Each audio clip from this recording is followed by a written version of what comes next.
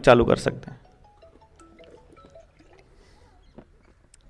तो ये तमाम तरह के जो षड्यंत्र हैं, इनको जब आप समझना चलते हो तो फिर एक षड्यंत्र से दूसरे षड्यंत्र का सिरा मिलता हुआ नजर आता है, और एक लेवल पर आपकी हालत ऐसी हो जाएगी जैसे खिसियाई बिल्ली की होती है, खंबा नोचने वाला काम हो जाता है जब अगर आप अकेले खड़े होते हो तो। जैसे मैं आपको बता रहा था कि हम अपने ही बाल खुद नोच लेते हैं कि यार पता है कि सामने मौत है, पता है कि सामने हमारे लोग जो हैं वो इस तरह से खत्म होने वाले हैं, हमारा समाज इस तरह से बर्बाद होने वाला है, और जब ये पता होता है और आप कुछ नहीं कर पाते हो तो अंदर ही अंदर तिलमिलाए रहते हैं हम, और हमें यह लगता है कि क्या किया जाए, क्या किया जाए, किससे मिला जाए, और फिर हम चलते भी हैं। बहुत से क्रांतिकारी लोग निकलते हैं अपने घरों से, लेकिन चक्कर क्या होता है, उन क्रांतिकारियों की समस्या यह होती है कि वो अपने ही जन्म में बदलाव देखना चाहते हैं, वो उस बदलाव का स्वाद भी खुद लेना चाहते हैं कि जो फसल हमने बोई है मैं इसको काट के इसके मजे लेना चाहता हूं, वहीं वो फंस जाता है। उसे जल्दबाजी होती है जल्दी से रिजल्ट लेकर के, और इन बदमाशों को बाहर निकाल के अपने समाज को बचा के बढ़िया समाज स्थापित करके फिर उस बढ़िया समाज में आराम से सोने का उसका सपना उसको जल्दबाजी करने के लिए विवश करता है, और उस जल्दबाजी में फिर वो गंदे लोगों को भी अपने साथ जोड़ लेता है, और फिर वो कॉम्प्रोमाइज करना शुरू कर देता है। कभी किसी के साथ समझौता, कभी किसी के साथ संगठन में लाना, कभी किसी को कह देना कि तू मेरी यहां मदद कर दे, तू वहां कर दे, अभी हमको काम करने के लिए पैसों की जरूरत है मान लो, और हम किसी उद्योगपति के जाकर उसके चरण पकड़ लें कि भैया हमको एक रैली करनी है, हमको इतने पैसे दे दो, और वो उद्योगपति कहे तो रैली तो करने को मैं दे दूंगा तुमको 10-20 लाख रुपया, लेकिन तुमने इस नेता के बारे में वहां कुछ खिलाफत नहीं करनी है। अब हमें रैली भी करनी है क्योंकि अनाउंस कर दिया था दोस्तों के बीच, रैली नहीं करी तो फंस जाएंगे, और फिर उधर से पैसा भी चाहिए क्योंकि अब जो क्रांतिकारी लोग हैं इनके पहले ही घर लूटे हुए हैं सबके, अपन सारे ही के सारे ऐसे लोग हैं ना। अब अगर हम बेईमान होते तो हमारे पास भी बैंक बैलेंस अच्छा भरा खरा होता, अब बेईमान नहीं है तो हमारे पास भी उतना ही है कि रोज की रोटी, अपनी बच्चों की रोटी का इंतजाम कर रहे हैं। तो वो कॉम्प्रोमाइज अगर हमने करना शुरू कर दिया, पहले छोटा कॉम्प्रोमाइज फिर बड़ा कॉम्प्रोमाइज, आज इसके खिलाफ नहीं बोलेंगे, परसों को उसके खिलाफ नहीं बोलेंगे, फिर किसी और के खिलाफ नहीं बोलेंगे, और फिर किसी और के खिलाफ, फिर ऐसा करके सारे नेता फिर एक दिन शामिल हो जाएंगे कि भाई अब तो किसी के खिलाफ नहीं बोलना, तुमको अच्छा अच्छा जो करना है कर लो, खिलाफत मत किया करो, किसी के नाम लेके मत बोला करो। हमको भी आएगा नाम लेके मत बोला करो, भाई नाम लेके नहीं बोलना करो। तो उसके फिर कुछ साइड इफेक्ट भी होते हैं। वो साइड इफेक्ट क्या होते हैं? अभी देखो दिल्ली वाले राक्षस ने सारे नेताओं के बारे में बोल दिया कि अरुण जेटली ऐसा है, सुषमा स्वराज ऐसी है, शैला दीक्षित ऐसी है, मजीठिया ऐसा है। दिल्ली वाला राक्षस समझते हैं ना, आज जिसने 2-2 हजार रुपए लूटे थे जब हरियाणा में खच्चर 500 रुपए ले रहा था खुली हवा में सांस लेने का, उस टाइम पे वो 2000 रुपए ले रहा था।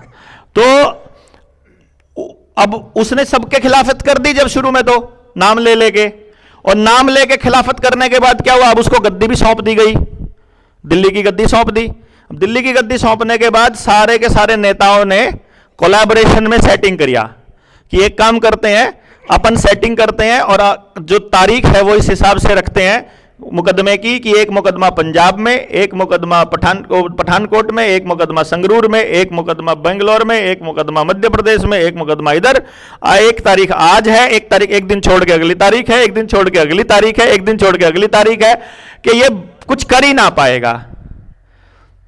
और फिर उसके पास 2 रास्ते बचे, या तो वो अपने सारे काम छोड़कर वो मुकदमे झेले, या फिर वो माफी मांग ले। कॉम्प्रोमाइज करने का यही तरीका था कि माफी मांग ले, तो माफी मांग ली उसने। अब अगर हमें क्या, हमको मालूम है कि कल को हम जिसको गालियां दे रहे हैं बाई नेम, वो भी हमको करने वाले हैं, लपेटने वाले हैं, तो उससे पहले हम इतने मानस तैयार कर देंगे कि हम मुकदमे झेलते रहे, क्या दिक्कत है अपने को है? हमें दिक्कत नहीं है, हम रोज एक दिन में 3-3 मुकदमे भी झेल लेंगे, हमको क्या, क्योंकि हमें व्यवस्था को चलाने का ठेका हमने नहीं लेना, हमने तो उन लोगों को तैयार कर देना है जो उस व्यवस्था को समझते हैं, नई व्यवस्था जो बनानी है उसका समझ है, और उसके बाद उसमें लगे हुए हैं। और वो हम पहले ही बता चुके हैं कि फाइनल पोजीशन कभी आने वाली है नहीं है, तो हमें तो लगे ही रहना है आखिरी दिन तक। तो इसमें कोई सीन ही नहीं है कि हमको कब तक खत्म करना है, ना 24, ना 29, ना 34, ना 39, ना 44, हमारा कोई वैसा सीन नहीं है। तो ठीक है, बढ़िया है, मस्ती में अपना करते रहो, जितने में आनंद आए उतने में ही करना है। आप लोगों को भी मैं बता रहा हूं, टूटना किसी ने नहीं है। जनता सरकार मोर्चा की कोई बात सुन के और एक आधा अंदर बैठ के कहता है जी आप, एक आधी बार तो बात सुन के बिल्कुल आग लग जाती है, वो आग ने अपने ना पानी रखा करो साथ में और 2 घूंट भर के पी लिया करो।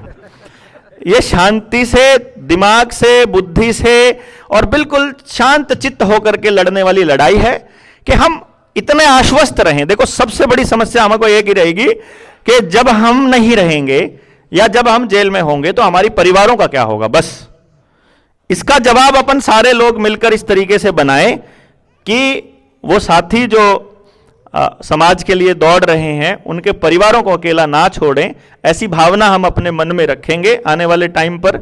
और कुछ ऐसा इंतजाम भी करेंगे कि जेएसएम में लड़ने वाला आदमी अगर 6 महीने भी जेल में है तो क्या फर्क पड़ता है, फैमिली अपनी मस्त है, उसको मालूम है? वही कुसुम वाली बात है कि ये तो अपनी फैमिली जैसी लगती है, तो सुनील पड़ा रहा होगा 6 महीने जेल में, क्या फर्क पड़ रहा है, सारी परिवार तो है ही है, हमारे पास क्या टेंशन है? के तो ऐसे ही ये अब अपने को जो करना है, मतलब जो हमारा अगला स्टेप, जो रुपए वाले मुद्दे पर भी बोलेंगे। आप लोग बेशक यहाँ कंबल लेके यहीं बैठ जाएंगे, रात भर चलती रहेगी चर्चा, अपने को क्या जल्दबाजी थोड़ी ना, ये थोड़ी है कि सेशन खत्म हो गया बहुत हो गया। भाई थक तो नहीं जाते आप हमारे को? वैसे भाषणों से थक जाता है, लोग कहते हैं कि यार 35 मिनट तो ऊपर का तो वो भी नहीं होता, क्लास भी नहीं होती। तो मगर हमारी क्लास न्यारी डाल गई आगरा है 6 के, हमारा तो लॉन्गेस्ट, हम तो 11-11 घंटे में नहीं थकते भाई, हमारा कोई चक्कर नहीं है। तो अभी हम ऐसा करेंगे, मैं ये सोच रहा हूँ, वैसे मैं सोच रहा था कि एक सेशन हम लोग ले लें, लेकिन बहुत सारी बातें आचार्य जी ने आपको बताई, फिर सुनील ने भी आपको बताई, और डॉक्टर साहब भी थे, डॉक्टर भूप सिंह भी थे, और फिर मैं भी बात कर चुका हूँ।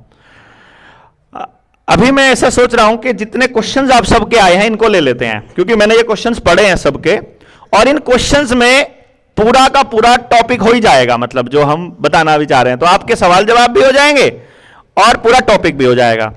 तो मैंने अभी इनमें से छांट करके रुपए को और बैंकिंग से रिलेटेड जितने क्वेश्चंस हैं वो रख लिए हैं अभी अपने पास, उनको नहीं डील कर रहे हैं अभी हम। रुपए वालों पे हम कल डिस्कस करेंगे, पैसे पे हम कल डिस्कस करेंगे, आज हम बाकी के मुद्दों पर डिस्कस कर लेते हैं और एक एक करके मुद्दों पर डिस्कस करेंगे। बीच में फिर अभी क्योंकि जिसके सवाल आने थे आ चुके हैं, अब बीच में उठ करके सवाल देने नहीं आना किसी ने। जब बैच सेशन जब खत्म होगा उसके बाद आप हमें दे देना और फिर हम उनके जवाब फिर बाद में दे देंगे, मतलब कल दे देंगे या फिर उसकी अलग से वीडियो भी बन जाएगी, कोई दिक्कत नहीं है। तो इसमें सबसे पहला है, हमें कौन कौन सी आईडी बनवानी चाहिए और कौन कौन सी ठीक है, ये पहला क्वेश्चन है। देखिए, इस आईडी बनानी चाहिए कि नहीं बनानी चाहिए, इस मूल भाव को, इसका जवाब मैं आगे भी दूंगा कि इन आईडीज का नुकसान क्या है, क्योंकि आगे एक क्वेश्चन और है जिसमें आईडीज का जिक्र होना है। लेकिन मैं देवेंद्र हूं, मेरा नाम देवेंद्र रखा गया मुझे पुकारने के लिए, लेकिन मेरी आईडी बनी मुझे कंट्रोल करने के लिए, ये ध्यान रखिएगा। मेरा, हम सबका नाम अलग अलग है, हमारा सरनेम अलग है, हमारे दादा के नाम पर है, किसी ने हमारे किसी पुरखे के नाम पर, किसी ने पंथ के नाम पर, कोई गांव के नाम पर अपने नाम के पीछे गांव का नाम लगा देता है। वो नाम हमने इसलिए लगाए कि हमें एक दूसरे को पुकारना था। संजय में और संजय में अगर अलग अलग बताना है, तो संजय शर्मा और संजय बलारा, तो पता चल जाए कि वो बलारा वाली फैमिली वाला संजय है, जो इसाड़ा है, इसका यो गोत्र है, इसका यो खून है, इस खून ने इस खून के गिल ब्याह को नहीं करना, इस खून ने इस खून के गिल ब्याह करना है, इसलिए ये अलग रखा गया। भाई कुमार के घर में जो कल्चर होता है उसको कुमार जो है वो अच्छा समझ पाएगा, तो कुमार जो है, कुमार की बेटी ने ब्याह कर लिया होगा तो घर में बढ़िया एस्टेब्लिशमेंट होगी। कुमार इन द सेंस जो उस काम को कर रहा है, मतलब मिट्टी वाले काम को कर रहा है, जो घड़े बनाने वाले, कुंभ बनाने वाले काम को कर रहा है, जो खेती करने वाले काम को कर रहा है, उस खेती करने वाला आदमी अगर खेती करने वाले आदमी की ही बेटी को लेकर आएगा तो उसको गोबर में से बदबू नहीं आएगी, है कि नहीं? उसको मालूम होगा कि ये गोबर की बदबू नहीं होती है, ये खुशबू होती है, या ये स्मेल होती है, उसके लिए वो स्मेल है खाली। गॉट इट ना मेरा पॉइंट आप? तो वो बनाया सिर्फ इसलिए था, इसका और मतलब साइंटिफिक था कि इस ब्लड क्लैन को, यानी इस परिवार को इस परिवार के साथ रिश्ता नहीं करना है या करना है, वो हम गोत्र छोड़ा करते थे, फैमिलीज छोड़ा करते थे कि इनका रिश्ता भाई बहनों का होगा, इनका रिश्ता कैसा होगा, वो सब आप लोगों को मालूम है, उस पर हम ज्यादा डिटेल में नहीं जाएंगे। मोटी बात यह है कि आईडीज जो है वो आपको कंट्रोल करने के लिए बनी। कैसे बनी उसको समझने के लिए आपको सिर्फ यह समझना पड़ेगा कि आपका नाम छोटे अक्षरों में लिखा जा रहा है, रनिंग हैंडराइटिंग में है, या फिर कैपिटल लेटर्स में है, यह आपको पता होना चाहिए। और कैपिटल का मतलब पता होना चाहिए। अगर कोई वकील यहां बैठा हुआ है तो वकील को पता होगा कैपिटल पनिशमेंट क्या होती है। मालूम है कोई वकील है जो बता दे कैपिटल पनिशमेंट क्या होती है? हाथ खड़ा करके जी। है डेथ पनिशमेंट। और कोई? जिंदा लाश। जिंदा लाश। और कोई?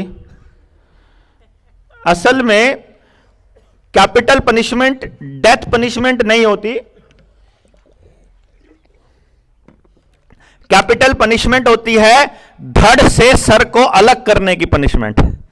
मतलब मारने के तो बहुत सारे तरीके हैं ना, वो तो फांसी देकर भी मारा जा सकता है, लेकिन कैपिटल पनिशमेंट में धड़ से सर को अलग किया जाता है। मतलब हमारी जो पहचान है वो हमारे चेहरे से हम ज्यादा लेते हैं सबसे पहले ना, आदमी देख के हम पहचान करते हैं। तो इसमें जहां भी आपका नाम कैपिटल लेटर्स में लिखा जाता है, आपके कागज में जहां भी आपका नाम कैपिटल लेटर में लिखा गया है, वहां सरकार ने आपको डेड एंटिटी मान लिया है कि आपका धड़ सर से अलग है। तो कैसे सांप सूंघ गया? कैसा कैसे हो सकता है?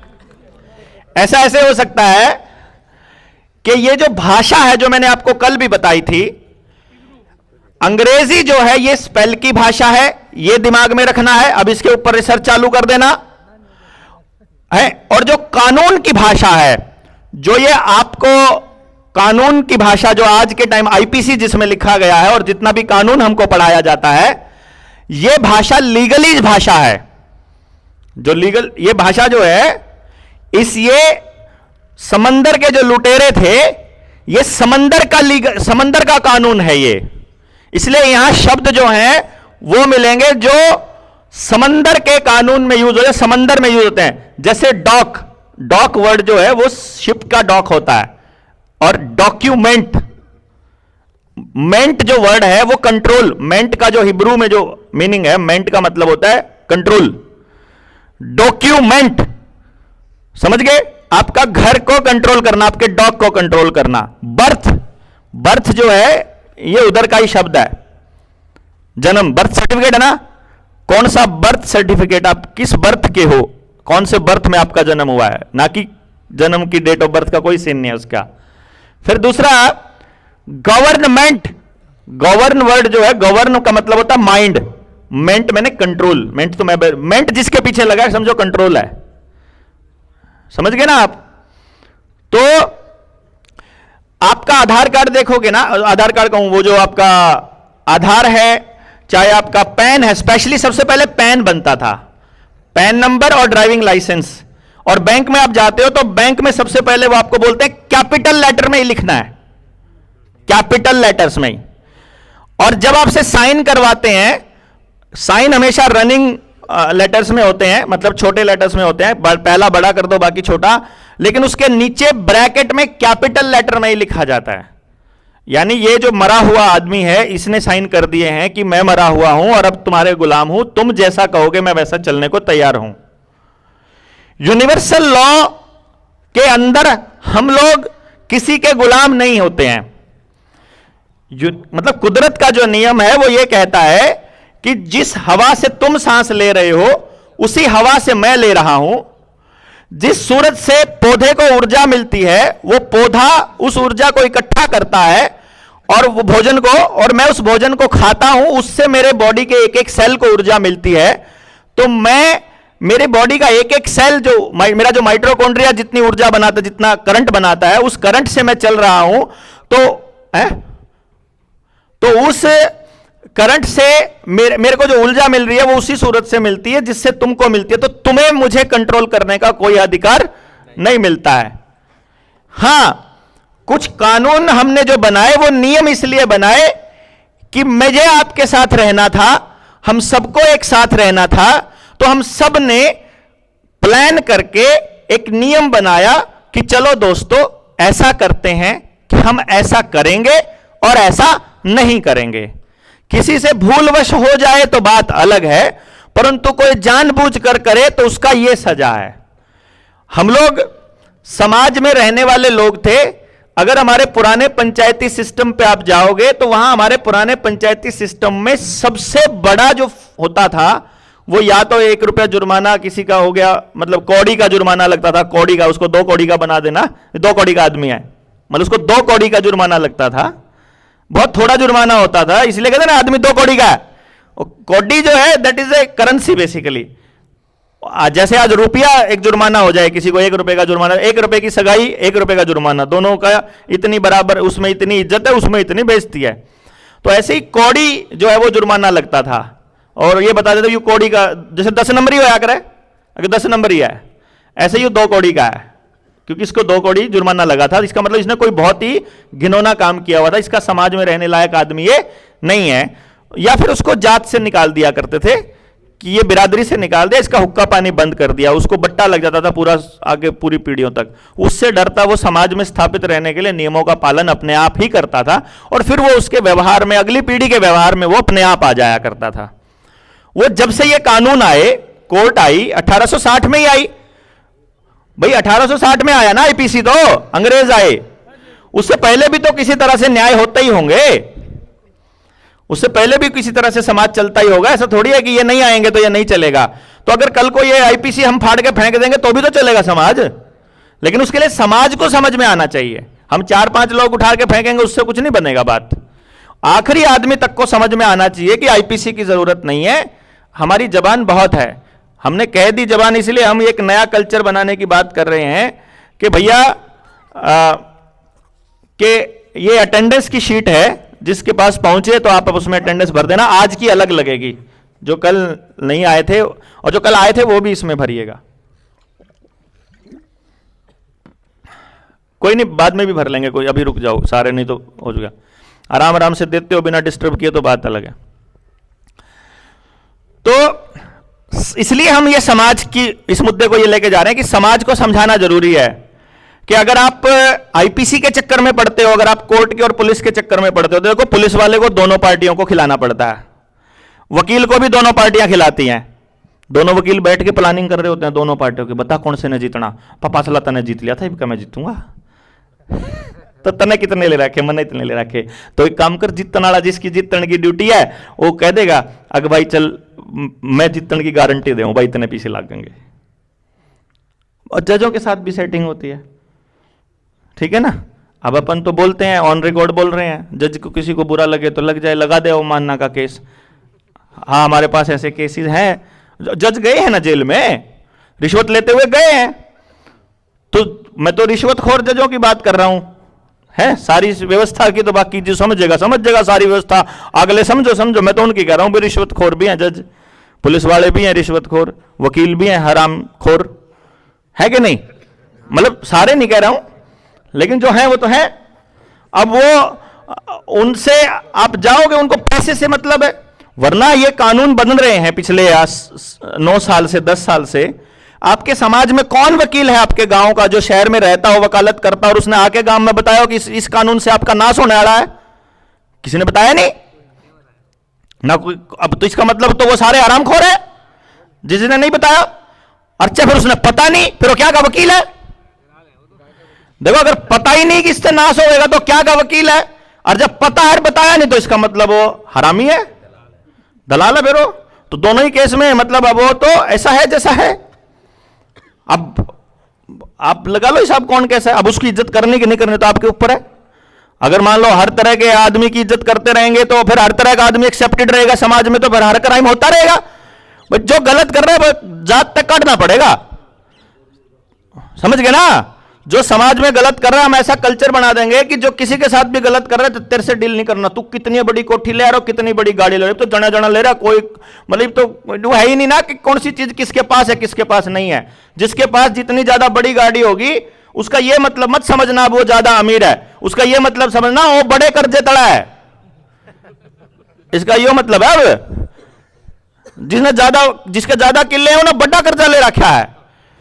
तो इसलिए वो खेल छोड़ दो। अब तो एक ही चीज है, वापस हमें उस रास्ते पे आना पड़ेगा जहां इज्जत और बेइज्जती का खेल है। मोटी बात यह थी कि जो डॉक्यूमेंट की बात थी वो ये है, सिंपल सा फंडा है कि जब कोई आदमी पैदा होता है, आदमी नहीं, जीव, कोई भी जीव, और प्रकृति का ना बड़ा स्टाइल है काम करने का। वो क्या स्टाइल है कि वो किसी एक प्रजाति को बहुत हैवी होने नहीं देती है। और केवल इंसान इतना घटिया प्राणी है इस धरती पे, इंसान सबसे घटिया प्राणी है। हमारे लोग जो हैं, बुद्धिमान लोग ये कहते हैं कि इंसान सबसे बेहतर प्राणी है, उसको बना के भेजा। अब पता नहीं उसने अपनी बुद्धि पर क्या डाला क्या नहीं डाला, लेकिन अगर पर्यावरण का नुकसान अगर कोई जीव करता है तो केवल और केवल इंसान करता है। संग्रह करने का काम अगर कोई जीव करता है तो इंसान सबसे ज्यादा करता है। स्वाद के लिए किसी दूसरे जीव को मार देना, इंजॉयमेंट के लिए किसी दूसरे जीव को मार देना, यह केवल इंसान करता है। और जो करते हैं मैं उन्हीं को कह रहा हूं, जो नहीं करते वो नहीं है। लेकिन यह सबसे ज्यादा संख्या इंसानों में ही है ऐसा करने वाले लोगों की।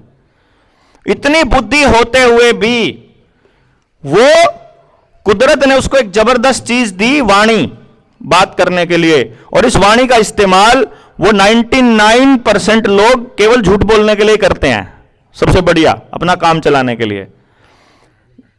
जब तक हम लोग मौन बातचीत में रहे, इशारों की भाषा में रहे, तब तक क्राइम भी नहीं हुए। जो रिटर्न जब स्टेटमेंट्स आने लगी ना, तब से ही सारे के सारे घपले जितने काम है सारे रिटर्न होने के बाद ही शुरू हुए। वेदों के भी बारे में जब कहा जाता है कि ये तो श्रुति से चलते आ रहे थे, तो जब तक वो श्रुति से चलते आ रहे थे तब तक उनमें कोई कमी नहीं थी। लिखने स्टार्ट किए तो गड़बड़ हुई। लिखना इतना कमाल का निकाला आदमी ने। मेरा कहने का मतलब क्या है, जो मैं बात बता रहा था प्रकृति के काम करने का तरीका, इंसान 800 करोड़ के करीब हैं इस धरती पर। जितना कुल इंसानों का वजन है उतना ही इस धरती पर रहने वाली चींटियों का वजन है। पता है यह बात आपको? इस धरती पर चींटियां फिर इतनी ही पैदा होंगी जितना कि उनका वजन इंसान के वजन के बराबर हो जाए। यानी जितने टोटल इंसान रहेंगे उसके अनुपात में उतनी ही चींटियां पैदा होंगी। और इसका मतलब संख्या बहुत ज्यादा होगी इंसानों से। और नियम यह है कि इस धरती पर जितनी भी संसाधन और जितने भी जमीन हैं जो प्रकृति ने हमको दिया है, उस पर इस धरती के हर जीव जंतु का बराबर अधिकार है। बराबर जितना मुझे चाहिए और जितना एक चींटी को चाहिए और जितना एक चिड़िया को चाहिए, उसके हिस्से का उसका अधिकार है। और किसी कीट पतंगे को, किसी कीड़े को चाहिए तो उतना उसका अधिकार है, और जितना मुझे चाहिए मेरा। लेकिन गड़बड़ तब से शुरू हुई जब आदमी ने अपनी जरूरत से ज्यादा के ऊपर अधिकार करना शुरू कर दिया। वो भी रिटर्न ही होते हैं जितने कागज बने जमीना के, रजिस्ट्री भी सारी है, गड़बड़ है। घरों के ऊपर लोन तभी आया है जब लाल डोरा टूट कर रजिस्ट्री हुई है, नहीं तो उससे पहले घर अपने अपने मालिक थे घर के सब। कहने का मतलब यह हुआ कि आईडी जो बनती है और जो यूनिवर्सल लॉ में जो होता है वो ये होता है कि जब भी इंसान पैदा होगा वो इस धरती का मालिक बन जाएगा और एक खाता खुलेगा उसका, जो यूनिवर्सल मतलब उसका हिस्सा है और बराबर का हिस्सेदार रहता है। तो कुछ लोगों ने एक कानून बनाया और कानून की एक खासियत उन्होंने बताई ऐसा, मतलब जैसे वो हमको क्या बोलते थे कि भारत के लोग तो जो है ना, क्योंकि हम लोग क्या करते थे, एक दूसरे से अगर हमने एग्रीमेंट करना है तो हमने कभी भी एग्रीमेंट्स रिटर्न नहीं किए थे। भाई मेरा यो किला तू बोले तो तू बोले, ये तेरा होगा तो तेरा होगा, मतलब जबान ही हमारा एग्रीमेंट होता था। हमारे कल्चर की सबसे बड़ी खासियत यह थी कि हम जबान पे ही चलते थे और हमारी जबान नहीं जानी चाहिए, हम इस पे रहते थे। तो जबानी एग्रीमेंट को इन्होंने रिटर्न एग्रीमेंट्स में बदला जब सबसे पहली बार, तो जैसे कुछ एक सवाल आया था, उस सवाल का भी जवाब इसके अंदर आता है। दोबारा अगला सवाल है, मैं कई सवाल इकट्ठे ले रहा हूं, कहीं सोचो आप एक ही सवाल का जवाब इतना लंबा खींच दिया, अगले सवाल मेरे याद आ जाते हैं तो वो जुड़ जाता है इसके साथ में। अंग्रेज जो भारत में आए थे, उस भाई का सवाल था कि अंग्रेज जो भारत में आए थे उसका इजराइल से क्या संबंध है। अंग्रेज और मुसलमान दोनों के दोनों इजराइल से जब आए थे, एक्चुअली दोनों को इजराइल ही चला रहा है, और अमेरिका का पूरी दुनिया के ऊपर जो वर्चस्व दिखाया जाता है वो भी इजराइल का ही किया हुआ है। यानी वो खुद सामने कभी नहीं आते हैं, जो असली खिलाड़ी है वो कभी सामने नहीं आता है। जिस रॉथशिल्ड की बात, जिस रॉकफेलर की बात कहते हैं, वो ना कभी अखबार में आएगा, ना उसके बारे में कभी छपेगा, ना ये बताएंगे उसको वो कितनी चीजों का मालिक है। और लेकिन दुनिया भर की जितनी बड़ी कंपनियां हैं, जिसका भी ब्रांड आपको दिखाई दे टीवी के ऊपर, रेडियो के ऊपर या किसी बैनर के ऊपर, अगर वो आपका लोकल किसी दोस्त का है, अभी नया नया उठ रहा है, तो थोड़े दिनों के बाद उसको भी कोई ऐसी कंपनी ले लेगी अपने आप ऑटोमेटिकली। आपका खर्चा 50 लाख हुआ, वो 50 करोड़ भी देने को तैयार हो जाएगी, 100 करोड़ भी देने को तैयार हो जाएगी, लेकिन वो ले लेगी। उसका कारण क्या है कि ऐसी किसी चीज पर वो आपका मालिकाना हक रहने नहीं देंगे जो आपका होगा। आपको कहेंगे, जैसे यूनिवर्सिटी होगी कोई, वो यूनिवर्सिटी कहेगी आइडिया के लिए आपको पैसा मिलेगा, फंडिंग मिलेगा। आपका सेमिनार होगा, आप आइडिया लेकर जाओगे, उस आइडिया पे आपको 3 लाख रुपए, 30 लाख रुपए, 10 लाख, 20 लाख, 50 लाख, जितना प्लानिंग होगी उतना पैसा मिल जाएगा। उस पैसे से आप पैसा कमाओगे, गाड़ी ले लोगे, घर ले लोगे, 5 करोड़ उसकी वैल्यू हो जाएगी, फिर उसको 50 करोड़ में वही लोग ले जाएंगे। एक आइडिया जो बदल दे आपकी दुनिया। ठीक है, आपको लगेगा कि मैंने आइडिया से 50 करोड़ कमा लिया, लेकिन आपको यह नहीं पता कि आपके दिमाग का इस्तेमाल करके आपने जितने लोगों का डेटाबेस इकट्ठा किया, आपने जितना कस्टमर बेस बनाया, जिंदगी भर के लिए वो आपसे ले गया। और अब आप पैसे की चकाचौंध में इतने डूब गए कि अब आप उस पैसे की दलदल में फंसते चले जाओगे, और वो आदमी कभी फिर पैसे की दलदल से नहीं निकल पाया, क्योंकि उस पैसे को लगा करके वो कहीं पर कर्जा लेगा, और जिसने एक बार कर्जा ले लिया बस फिर ले लिया। ऐसा पॉसिबल ही नहीं होगा 99% केसेस में कि वो उस दलदल से बाहर फिर निकल पाएगा। तो अल्टीमेटली वही लोग राज करते हैं, और उन्होंने ही सबसे पहले मुगलों को भेजा था पूरी दुनिया के अंदर, कि जहां जहां इस तरह की चीजें मिलती हैं। अब हमें बताएंगे भारत की खोज किसने की? हाँ देखिए, बोला वास्को डी गामा। खोज करना कोई खूड़ा था भारत, या भारत था नहीं उसके आने से पहले? वो खोज उनके लिए की थी बेसिकली ना। हम तो थे, पहले से एग्जिस्ट करते थे, और उनसे पहले से करते थे हम।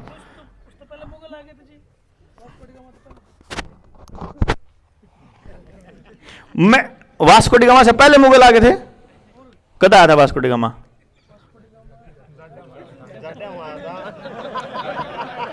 कोट पार रहा था। वास्को डी गामा खोज करने नहीं आया था, वास्को डी गामा तो बतान आया था कि याड़े से लेकर याड़े तक ऐसी ऐसी जमीन है इस एरिया के अंदर जिसमें सारे प्राकृतिक संसाधन हैं, मानस बीमार नहीं होंगे। इनका तो कल्चर इतना गजब का है कि इनका आके देखो तो इनके गांव में एंटर नहीं कोई कर सकता, बिना मतलब का कोई सिस्टम ही नहीं है। इनका तो इतना एक्यूरेट सिस्टम चल रहा है, और ये तो अब पता लगा है कि पूरी दुनिया के ऊपर इनका राज क्यों कर है। मतलब उस टाइम पर भी दुनिया में सिर्फ 2 ही इकोनॉमी थी, एक इंडिया और एक चाइना। मतलब एक भारत, इंडिया उस टाइम उसका नाम इंडिया नहीं था, जो भारतीय रीजन था एक ये, और एक चाइना। सिर्फ यही था, क्योंकि जितने संसाधन है हमारे पास ही हैं, इसीलिए सबसे ज्यादा लोगों को सरवाइव करने के लिए हमारे पास संसाधन है।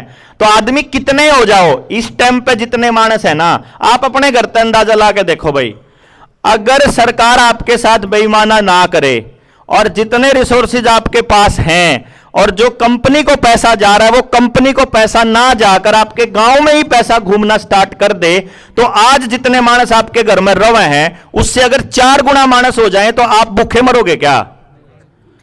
मर ही नहीं सकते हम। इस टाइम हमारे पास, धरती के पास इतने संसाधन है कि 800 करोड़ पॉपुलेशन है, अगर 2400 करोड़ भी हो जाए, 30,000 करोड़ भी हो, 3,000 करोड़ भी हो जाए, तो भी हम भूखे नहीं मरेंगे। भूखा मरने का एक ही रीजन है कि 90% संसाधनों के ऊपर 10% लोगों का कब्जा है और बाकी की 90% पॉपुलेशन 10% में गुजारा कर रही है।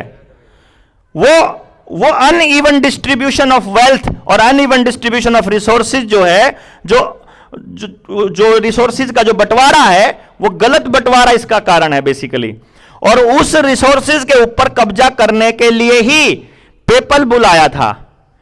पेपल बुल जब आता है 1392 में, तो वहां पर वो ये बोलते हैं कि इजराइल से पॉप ने ये पेपल बुल जारी कर दिया और इन भैया का जूत ना बजे, पुर्तगाल का और इसका स्पेन का।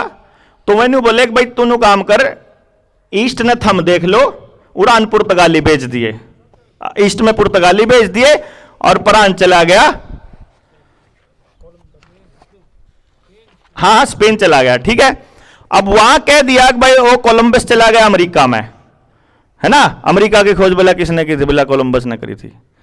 तो वहां जाकर के उन रिसोर्सेज को उन्होंने देखना स्टार्ट किया। आज अमेरिका का ये हाल है, जो अमेरिका का मूल निवासी है एक भी बचा नहीं है वहां, मतलब खत्म हो चुके लगभग। अब वहां सारा का सारा यूरोप आ लिया, सारा उसने हथियार उसके ऊपर कब्जा जमा लिया। भारत में भी उनका यही इरादा था।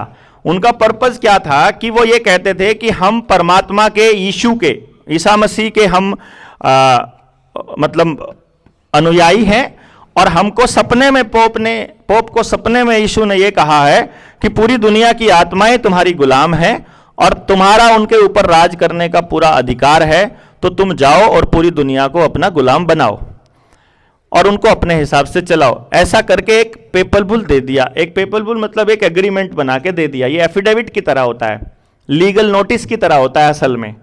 आज अगर आप डीसी को लीगल नोटिस भेज देते हो कोई, और लीगल नोटिस पे डीसी उसका कोई जवाब नहीं देता है, तो वो आपकी तरफ से डिक्लेरेशन हो जाता है। अगर आप आज डीसी को बोल दो कि मैं तुम्हारे दस्तावेजों से अपने आप को मुक्त करता हूं और ये एफिडेविट है, मुझे तुमसे कोई लाभ नहीं चाहिए, तो कल से मैं अपना जो दस्तावेज है, मेरी ड्राइविंग लाइसेंस अगर किसी ने देखनी है तो ये मेरा प्राइवेट दस्तावेज है, ये मैं इसका मालिक हूं, और मेरा लाइसेंस किसी को देखना है तो मैं उससे 50,000 रुपया एक बार 1 मिनट देखने का लूंगा, तो ये मेरा अधिकार है। और चिट्ठी भेज दो और डीसी उसका कोई रिप्लाई ना करे 28 दिन तक, तो वो मेरा दस्तावेज माना जाएगा कि मैं उसका मालिक हूं। जैसे आपको लीगल नोटिस अगर मैं भेज दूं, वकील जो बैठे हुए हैं वो जानते हैं इस बात को, लीगल नोटिस को अगर मैं किसी को भेज देता हूं और सामने वाला आदमी अगर उस लीगल नोटिस का जवाब नहीं देता है, तो जो नोटिस देने वाला आदमी है उसकी बात को कोर्ट सही मान लेता है कि अब जो है इसने जो बोला है ये सही है और सामने वाला गलत है, तो इसको न्याय देना पड़ेगा। तो ये पेपल बुल जब जारी किया वहां से, वेटिकन से पोप ने, तो पुर्तगाल से वो वास्को डी गामा लेकर आ गया और उसने आके हमारे लोगों को एक कागज दिखाया कि देखो पेपल बुल जारी किया है परमात्मा के बंदे ने। हमारे लोग परमात्मा को मानने वाले लोग थे। हमने कहा भाई परमात्मा ने भेजा तो के नाटांगे, तू आजा, आती थी तो वो भवा ठीक है, अतिथि देवो भव भाई, हमारा तो अतिथि खातर आप तो कुछ भी करने तैयार हो जाया करते। और उस भावना का उन्होंने गलत तरीके से लाभ उठाया। वो सारा का सारा गेम वहां से चालू होता है। उस पूरे गेम प्लान को उन्होंने बड़े अच्छे से अपनाया और हम लोगों को धीरे धीरे दस्तावेजों के अंदर डाल दिया। चाहे रुपए का मसला हो, सिद्धांत तोड़ने का मसला हो, कानून बनाने का मसला हो, जमीनों पर अधिकार करने का मसला हो, जंगलों के कानून बनाने से लेकर खेतों के कानून बनाने के बाद अब गांव के कानून तक आ गए कि गांव की जमीन का भी कानून बना दिया, उसको भी कागजों में ले आए ये लोग। तो आईडी जो भी है वो महा खतरनाक है, क्योंकि उन्होंने पहले आईडी बनाने से पहले उन्होंने समाज को गंदा, करप्ट, चोर, लुटेरा और आतंकी साबित किया कि भाई को भाई मार रहा है, भाई को भाई काट रहा है, उसकी जमीन पर कब्जा कर रहा है, एक दूसरे को जीने नहीं दे रहे हैं, एक दूसरे का जीना मुश्किल कर रखा है। इससे बचने के लिए हम तुमको आईडीज दे रहे हैं। पहले वो ऐसा माहौल बनाएंगे, पहले वो ऐसा समाज बनाएंगे, उसके बाद आप खुद से मांगोगे। जैसे टीवी में पहले आतंक बना कि एक वायरस आ रहा है और उससे बचने के लिए तुमको एक दिन कम से कम घर में रहना पड़ेगा, उससे साइकिल टूट जाएगा उसका। तो जब लोग एक दिन घर में रहे तो जितकी घरवालियां परेशान थी कि आदमी घर में नहीं घुसता है, जब वो सारा दिन घर में बैठा रहा तो न्यू बोली यू तो 5-7 दिन का और लगना चाहिए, यू घर में तो रह लेगा कम से कम टिक के मानस मारा। फिर यू ने सोचा टिक, फिर अगले दिन का 21 दिन का लाग गया तो सबके घर में उस दिन तो पकोड़े बने, मौज होगी भाई, ये बाहर नहीं जाना। मतलब हमने खुद अपनी आजादी को सरेंडर किया, रीजन कोई भी रहा हो, मतलब कारण कोई भी रहा हो, चाहे हम थक चुके थे, चाहे हम अपनी उस भागदौड़ की जिंदगी से परेशान हो चुके थे और उस 2-4 दिन में हमने महसूस किया कि यार ये घराड़े भी अच्छे मानस हैं, देखे तो घरा 2-3 दिन रहे, पिछले पता लग गया कि घर के भी ठीक मानस है, तो मैं तो वो बुरा कहा था। तो वो आईडीज जो हैं, इसी तरह से जो मैंने आपको बोला कि जो भी आपके ऊपर उन्होंने लादना होगा कोई भी कानून, उससे पहले वो माहौल बनाएंगे कि आप खुद से ही अपने आप अपने ऊपर वो कानून लादने के लिए सरकार को कहें कि आप ऐसा कर दो। जैसे किसान को इतना मजबूर कर देंगे, अब ना उसके पास बेचारे के पास खेत में पशुधन बचा, ना खेत में काम करना उसके पास बैल उसका साथी बचा, जमीन उसकी इतनी हार्ड कर दी कि बिना बड़े ट्रैक्टर के वह पाटती नहीं, अब उसके लिए ज्यादा डीजल लगेगा।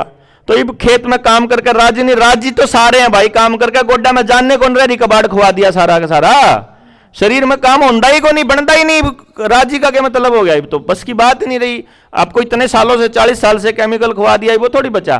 तो अब किसान मजबूर हो गया कि खेती करेगा तो खेती में खर्चा तो ज्यादा होगा, लेकिन जब वो फसल बेचने जाएगा तो आमदनी उसकी कम होगी, तो खेती घाटे का सौदा हो जाएगा। लेकिन पुरखों की बात याद आएगी कि जमीन बेच दी तो बट्टा लग जाएगा, तो फिर घर बैठे बैठे वो मतलब ऐसा करके दुआ मांगेगा कि हे भगवान, या जमीन एक्वायर हो जाए तो बढ़िया, ये जमीन एक्वायर हो जाए तो अच्छा, बट्टा तो नहीं लगेगा, कम से कम रेट तो ठीक मिल जाएंगे यहाँ एक्वायरिंग के। तो वो 30 लाख की बजाय फिर 40 लाख में किला, फिर 50 लाख में, फिर वो उस टाइप से, और फिर वो खुद ही मांगेगा। और एक बार जमीन से हाथ खो दिया, धो दिया तो बस धो दिया, बस फिर तो उसके पल्ले कुछ बचा ही नहीं। तो ये आईडीज का जो खेल है, ये पूरी तरह से आपको डेड एंटिटी बनाने का खेल है। अब एक बात समझो, आप कई लोग न्यू कह रहे थे, मेरे तो एक साथी आया था, ये भाई बैठा था, इन्होंने कहा था जी आप करना क्या चाहते हो, हम जानना चाहते हैं। भाई मैंने बेरा ही नहीं, तू पूछ के ना किस्त बतावेगा है, मैंने क्या पता भाई। तो एक काम कर ले, आप साथ में लाग के काम करांगे, मैं भी देख लूंगा यो मानस इतनी बात समझण का है तो उससे इतना बताया जाओगा कि हम न्यू करांगे। लेकिन जब सोचो एक बात कि जब मैंने न्यू बेरा है कि यो आईडी कितनी खतरनाक है, तो अगर सच में देश आजाद करना होगा तो कागजात भी आजाद करना पड़ेगा ना इन अंग्रेजों के। जब अंग्रेजी भाषा का पता लग गया तो भाषा ते भी आजाद करना पड़ेगा। अब जिस बात का पता चलता जाओगा कि यह चीज खतरनाक है मेरे गांव के लिए, मेरे घर के लिए, भाई अगर जब पढ़ लिख के बालक अपना गांव छोड़ के, अपनी जड़ छोड़ के कितने बाहर जावे है, और उसकी ऐसी तैसी होवे है, और अनपढ़ रह गया वो अपने गांव में रहे, तो अनपढ़ बढ़िया, अपनी जड़ा में रहे। तो अगर पढ़ लिख के तलाक ज्यादा हुए और अनपढ़ा का परिवार बसा रहे तो अनपढ़ बढ़िया है। जब पढ़ लिख के न चोरी ठगी सीखा आदमी, और पढ़ लिख के न अगर सारे उल्टे काम पढ़ लिख के करे, मोबाइल में सारी अश्लील वीडियो पढ़े लिखे नए बेरा लागे, क्यों कर बने, क्यों कर डले, और क्यों कर देखी जाओ, क्यों कर उसमें अपलोड हो, क्यों कर आगे वायरल हो, ये तो पढ़े लिखे नए बेरा लागे, तो इससे बढ़िया तो अनपढ़े है। जो अनपढ़ आदमी सारे गांव की छोरियां ने अपनी बेटी बाण मानदा हो, और पढ़े लिखा आदमी अपनी चचेरी बहन पे भी गलत नजर रखता हो, तो अनपढ़ बढ़िया भाई उससे तो। जो अनपढ़ आदमी तो टीरी के अंडा ने भी देख के ना, ओड़े को भी ट्रैक्टर नहीं बांधा, ओड़े को भी अपने हड़ ने दूर लेके जावे कि ना टीरी के अंडे पड़े, और पढ़ा लिखा आदमी न्यू कहे तू मुझे कैसे रोकेगा, मैं चाहे कुत्ता खाऊं चाहे सूर। तो इसे से पढ़े लिखे थे तो बढ़िया अनपढ़ है कि नहीं। तो जब जोनसी चीज मारी पढ़ाई में ये मारते ए फॉर एप्पल सिखावे, A for E for egg सिखावे, संडे हो या मंडे बोला रोज खाओ अंडे। इसे मास्टर का मारने चाहिए रोज डंडे। लेकिन फिर आपने बेरा तो कम से कम हमारे बालका के दिमाग ने किस तरह से प्रोग्राम करे हैं, ये प्रोग्रामिंग एजुकेशन के जरिए चलती है। अब यह एजुकेशन जब आप गांव में को बदलना चाहते हो तो गांव के लोगों ने तो इतनी समझ होनी चाहिए कि भैया एजुकेशन बदलनी क्यों जरूरी है। मैं आप लोगों से गुजारिश करूंगा, सियाने लोग हैं, किताब उठा के देखियो पहली क्लास की किताब में आपके बच्चे के दिमाग को पहली छोड़ो, नर्सरी में यूकेजी एलकेजी की किताब देख लियो। उस किताब में यो है, ये मार दो रहेगा दे साथी का नंबर आवे, मारते नु का डॉक्टर साहब घर वाले नु का यहाँ पर आईडी बनवा लो फटाफट नु कह रहे हैं, अग यो जो बड़का का छोटे टाइम पे इंजेक्शन लगा रहे इनके ये बनवा लो और बर्थ सर्टिफिकेट बनवा लो। फिर नु का फिर कोई काम नहीं होने का, मका के काम नहीं होने का, बोला एडमिशन नहीं होने का, मका 2026 में गुरुकुल खोलांगे आप। उस 26 वाले गुरुकुल की मैं ले वह जाएंगे जिनका कोई कार्ड ना बन रहा, ठीक है। तो जिस पे कोई कागज नहीं है वो हमारे पास होगा, बात खत्म, रोड़ा होगा बाबे तो हो गया जी, बस ठीक है बाकी बोल। बोला जी और नुकसान के मां और कोई नुकसान नहीं। बोला फिर बालक पढ़ना लिखना नहीं सीखा है, मका पढ़ना लिखना के सिखाना तो ना पढ़ना लिखना, ए फॉर एप्पल सिखाओगा, बी फॉर बस सिखाओगा कुछ, बोला ना कुछ और पढ़ना, मैं कुछ और पढ़ना, मैं किताब ला ठा के ने वो किताब लाया ठा के उसके घर जा रहे थे तो वो अपने छोरे की किताब लाया जो उन्हें पढ़ना सिखाया था। वो कुछ उसकी ग्रेड की थोड़ा सा अपर लेवल की बिठा रहा था, उसमें फोटो थे, ये मेरे एक्सपेरिमेंट के दौर की बात बता रहा हूं मैं, फोटो थे, उस फोटो के ऊपर उसमें फोटो लग रहे थे, जो नहीं पछाना करे भाई बताओ दर्जी कौन है, फार्मर कौन है, फोटो नहीं हुआ कहीं सारे, बच्चा उस पर निशान लाओ, फार्मर पर निशान लाओ कौन सा है, इसमें दर्जी कौन है। तो मैंने क्या करा, उसमें मखा तू एक फोटो ले अपनी, और एक अखबार पढ़ा था, बाय चांस की बात है, वो अखबार पे तड़ी पार का फोटो छप रहा था। तड़ी पार तो समझते हो ना, वो तड़ी पार का फोटो मतलब मुंह काट के मैंने और उड़े चेप दिया उस पे, उसकी किताब पे, और फिर उसकी फोटो मंगा ली मैंने, उसकी फोटो में तभी उसका मुंह काट के उस मानस का जिसकी मैं बात कर रहा था वो चेप दिया उड़े, ठीक है बात। फार्मर वाली जगह पे जड़ा वो किसान था ना, किसान के था बैल बांध लाग रहा था, बैल थे उसके पीछे हड़ था उसके हाथ में, और उसकी फोटो तो चेप दी मैंने उस किसान के मुंह पे, उसके पिताजी की तो, और तड़ी पार की चेप दी मैंने एक कोट पैंट पहरा हुआ मानस था उस पे, और मैंने वो छोरा बुला लिया, मैं कहा देख तेरी मैडम ने के सिखा रखा मैं वो बताऊंगा। उस तो बड़े बालक की बात बता रहा हूं मैं, छोटे बालक की टेंशन हो रही थी, उसने बड़े के तो सारे कागज बना रखे थे, उसकी कोई टेंशन नहीं थी, छोटे वाले केस में उन्होंने मेरी बात सुन रखी थी। तो उसने न्यू बोला, मैं बोला उस छोड़े थे, मखा उरे ना बेटा आया, मखा इसमें तो जेंटलमैन बता कौन सा है। सोचो आप उसने किसके लाया होगा हाथ, तड़ी पार के लाया उन्हें हाथ, क्योंकि वो कोट पैंट पार रहा था। हमारे यहां जेंटलमैन किताब में पढ़ाया जाता है, व्यवहार में नहीं पढ़ाया जाता कि जेंटलमैन कौन है। बस जिस तरह की पढ़ाई हमारे को ऐसे पढ़ाई जा रही है, बस यह हमारी आईडी का काम है। आईडी पहचान के लिए नहीं है, आईडी कंट्रोल के लिए है। पहचान के लिए इतना बतेरा, जब मना कह दिया ये मेरा छोरा है तो है, मना कह दिया ये मेरा चाचा है तो है, क्यों जी। आईडी के लिए तो गांव के नंबरदार ने कह दिया हाँ भाई ये नफे का छोरा है, इसका नाम देवेंद्र है, बात खत्म, स्टैंप मार के दे दी। हां यह कानून बनाया जा सकता है कि अगर मैंने गलत इंफॉर्मेशन दे रखी है, चाहे मैंने 6 साल की सजा दो, लेकिन अगर मैं ये कह रहा हूं कि मेरी आमदन 50,000 है तो है, अगर गलत है उसने पकड़ के जेल में डालो, अगर उसने गलत कही है तो उसके लिए तो मानते हैं। लेकिन अगर मेरी बात को मानने से पहले आप ये कहते हो कि तू तो गलत इंफॉर्मेशन देवेगा, तू तो चोर है, तू तो झूठा है, ये तो मेरे अस्मिता के ऊपर, मेरे आत्मसम्मान के ऊपर, मेरे अस्तित्व के ऊपर सवाल है ना बेसिकली। तो आईडीज जितनी भी बनी हुई हैं ये मेरी अस्मिता के ऊपर और मेरी अस्तित्व के ऊपर सवाल लगाने के लिए ही बनाई गई है। और मैं अगर पैदा हो गया हूं तो मैं यहां एग्जिस्ट करता हूं। अगर आप अपनी धोती, अपनी पगड़ी और अपने पहनावे को मानते हैं तो आपको किसी भी आईडी की जरूरत नहीं है, किसी भी आईडी की। यहां मैंने पता लगा 2 सिख भाई हैं आए हुए, हाथ खड़ा करेंगे। 2 सरदार भाई हैं, ये अपने मेरी बात का समर्थन करेंगे या विरोध करेंगे। मैं एक बात बोलूंगा। सिखों में निहंग होते हैं, निहंग सिख होते हैं। वो अपने सब मतलब उसको गुरु की फौज बोला जाता है। वो गुरु की फौज अपने गुरु के उस पुरानी परंपरा को मानने वाले लोग हैं।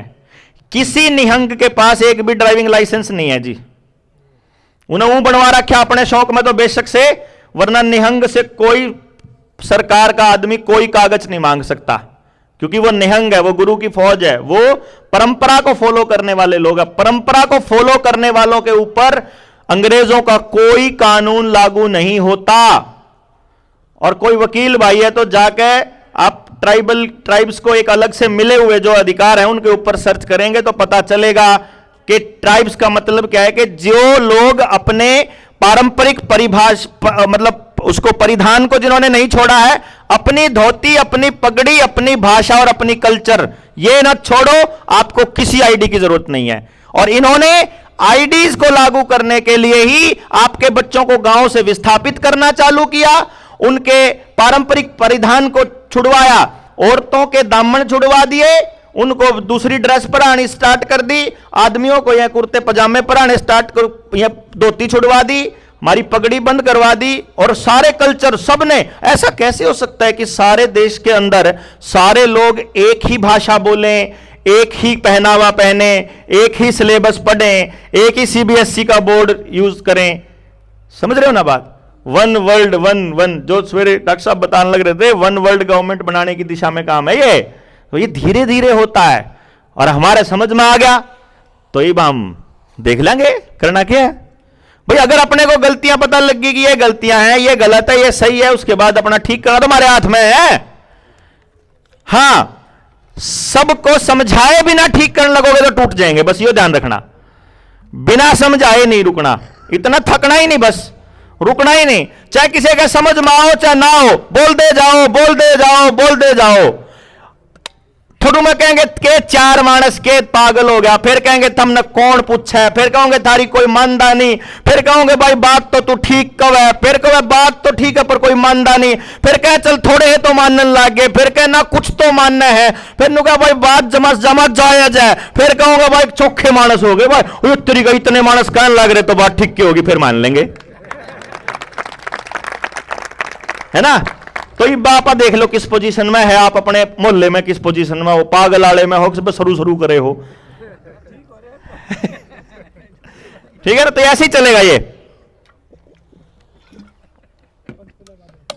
हमें अपनी ट्रेनिंग में बहुत लोग मिलते हैं ऐसे जो ये बताते हैं कि हम आपको पागल समझते थे।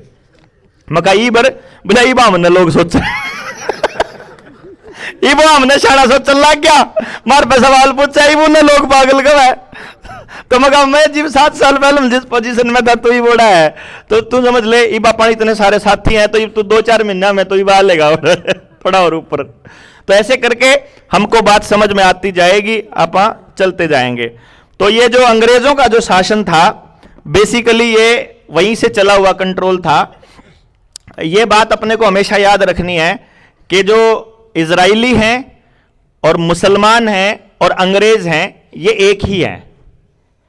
अगर कोई मुसलमान को अंग्रेज को अलग रख रहा है तो वो गलती कर रहा है, क्योंकि वो उस बेसिक कॉन्सेप्ट को नहीं समझ रहा कि मुसलमानों को भेजने वाला भी इजराइल ही था। क्योंकि यहूदियों का पूजा करने का स्टाइल और मुसलमानों का एग्जैक्ट है, डिट्टो यूं का यूं। उनका मतलब हाथ धोने से लेकर, खाना खाने से लेकर, अपने घर में रहने से लेकर, अपना व्यवहार से लेकर हर चीज डिट्टो है न्यू कानू। परमात्मा को मानने का, उनके जो भी उनके पूजा अर्चना करने का सब एक ही है। तो वो ऐसे हैं जैसे एक बाप के 2 जाए और दोनों के दोनों मतलब 2 रेडी खोल कर बैठ जाए, ठीक है ना।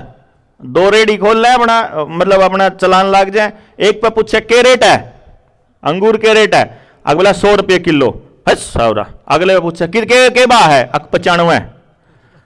तो ठीक है उन्हें बेरा फिर थोड़ी बार में जी वो खाली सा होने लग गया, कहते उरा अंदर दे रहा इन ठा कहना है, फिर उरा अंदर ले दोनों भाई हो एक के करते हैं, उन्हें सारी दुनिया एक ने ठीक मान दी रहा, एक ने खराब मान दी रहा।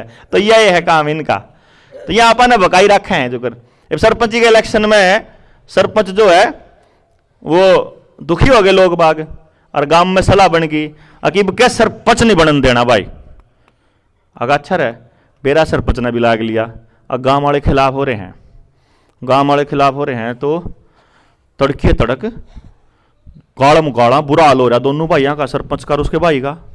सरपंच का भाई ने तना लूट लिया सारा देश, तना खा लिया, तने तुम मन भी खान लाग रहा, तना मेरा भी नाश कर दिया, कुआड़ी ठा ली उन्हें, फाड़े ठा लिए, लट ठा लिए, गाड़ में लिकड़ाए, पड़ोसिया ने दोनों भाई पकड़ पकड़ क्या हो गया किस आने सारा गांव खा लिया, मेरे घर ने भी लुटन लाग रहा। अच्छा रहे न्यू कुकर है, न्यू कुकर के बोला जिन्हें तो कतिये जमा नाश कर दिया। और बोला ये लाऊं मैं बुला कर ना मिस्त्री का फोन कर दिया, मिस्त्री आ गया, घर के बीच में दीवार आ गई, सारा गांव सोच रहा बस सरपंच के भाई की लड़ाई कसौती बाज गई। चुनाव आए रहे थे नजदीक में, सरपंच का भाई बोला इसी तीसी करनी है इसकी और मैं लड़ूंगा चुनाव, इन्हें देखांगे सरपंच सर। सारा गांव बिराजो, अब इनके दोनों की बाजरी बढ़ी आई, सारा गांव झुक कर सरपंच के भाई दो रहे, सरपंच का भाई विजयी और रात ने दीवार घेर के दोनों तार मिला रहा ले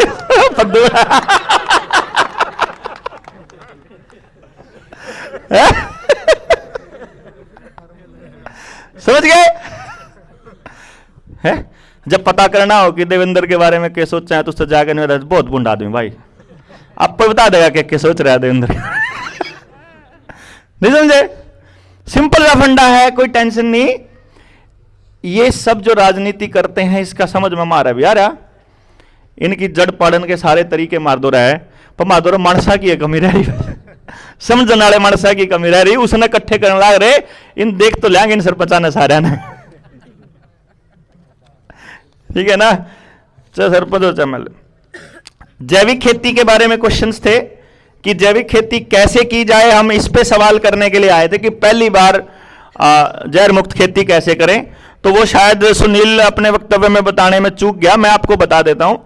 पूरा लगभग 3 से 4 घंटे का सेशन है सुनील भाई का, और वो काम आएगा आपको जब आप गेहूं काट लोगे, और गेहूं काटने से लेकर अगली फसल बोने के बीच में जो 2 महीने खाली पड़ा रहता है खेत, 2-2.5 महीने में, उस टाइम में असल में क्या है कि लोग बाग क्या सोचते हैं कि रासायनिक खाद डालना बंद कर दिया और गोबर की खाद डालना शुरू कर दिया, वही जैविक खेती होती है या वही प्राकृतिक खेती होती है या उसी को ऑर्गेनिक बोलते हैं। ऐसा नहीं होता। जो हम रसायनों से जो हम डालते हैं, रसायन जब हम खेत में डालते हैं तो वो रसायन किन किन पोषक तत्वों की पूर्ति करते हैं। जमीन को 18 पोषक तत्व चाहिए, लेकिन जो फर्टिलाइजर्स जितने भी डीएपी यूरिया वगैरह आता है उसमें 2-4 जो पोषक तत्व हैं उन्हीं की पूर्ति होती है, जिसमें नाइट्रोजन, फास्फोरस, पोटाश वगैरह की आती है, वही डालते हैं हम उसी से, और बाकी के पोषक तत्व जो है वो नहीं डाल पाते, तो जमीन की जो ताकत है वो कम हो जाती है। जो आप प्रोटीन खान दे रहे हो है ना, वो मैंने कल भी बताया था, कैल्शियम ना खावा, कार्बन डाइऑक्साइड हाइड्रोकार्बन ना लेवा, वसा ना लेवा, घी तेल ना खावा, तो वो अलग अलग डिफेक्ट होने स्टार्ट हो जाएंगे बॉडी के अंदर। ऐसे ही शरीर और वैसे ही जमीन के अंदर है। तो प्राकृतिक खेती करने से पहले, जैविक खेती शुरू करने से पहले उस जमीन को पोषण देना जरूरी है जो उन रसायनों से हम दिया करते थे। ठीक है ना, समझ गए ना आप बात? तो जितना नाइट्रोजन हमको चाहिए, जितना वो पोटाश चाहिए, फास्फोरस चाहिए, वो जो और भी खनिज चाहिए, जिंक जितना कड़ी मतलब उसमें नूनी ज्यादा हो रहा, कड़ी कम हो रहा, किस तरह की मिट्टी है, उस सारी के ऊपर उसका पोषण अगर हम ठीक कर देंगे तो उस पोषण के बाद वो सारे लायक जो देखने। हाँ, ये जो लाइनें हैं ना, ये आप बचपन से देखते आ रहे हैं ना, ये बचपन से देखते आ रहे हैं, और हमें लगता है कि ये जहाज के पीछे का धुआं है। ये जहाज के पीछे का धुआं नहीं है, ये प्रोजेक्टेड केमिकल्स हैं। जैसे बम डालता है कोई भी सेना का आदमी, और किस जगह पर डालना है उस एंगल से डाला जाता है, तो इनको किस एरिया में किस शहर को प्रदूषित करना है, किस शहर की हवा को जहरीला बनाना है, उसके लिए ये केमिकल्स डाले जाते हैं।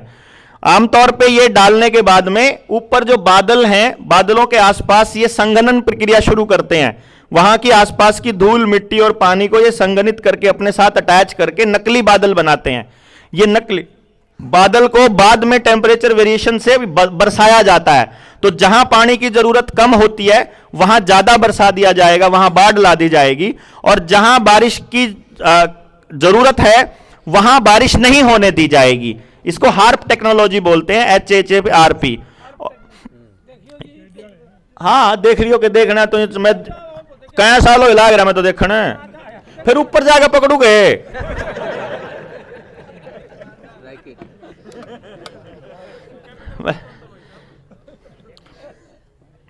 पता नहीं कौन से केमिकल हैं।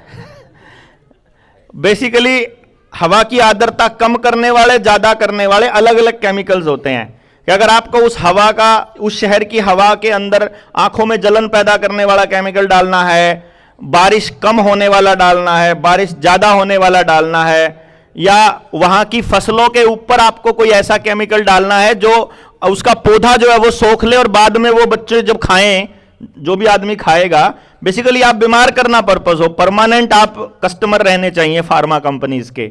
तो उसके लिए वो जो भी प्रयास बनता है, आप अस्पतालों से नहीं लोगे उनकी दवाई तो ये आपको हवा के जरिए दे देंगे, उससे भी नहीं लोगे तो जो पानी की सप्लाई आती है उस सप्लाई में दे देंगे। जो वाटर वर्क्स में काम करता है बच्चा आपका, जो आपके गांव का बच्चा अगर किसी पानी की टंकी वाले उसमें काम करता है, उससे पूछना, उनको केमिकल दिए जाते हैं बाकायदा, और उस पानी की टंकी के अंदर ना एक छोटा सा वाल होता है, बस उसमें डाल दो तो वो हल्का हल्का एक एक जो मतलब ग्राम जो केमिकल है वो पानी में मिलता रहता है। तो इस तरह से वो पूरा पानी में मिलता रहता है। वो क्या केमिकल है वो आपको भी नहीं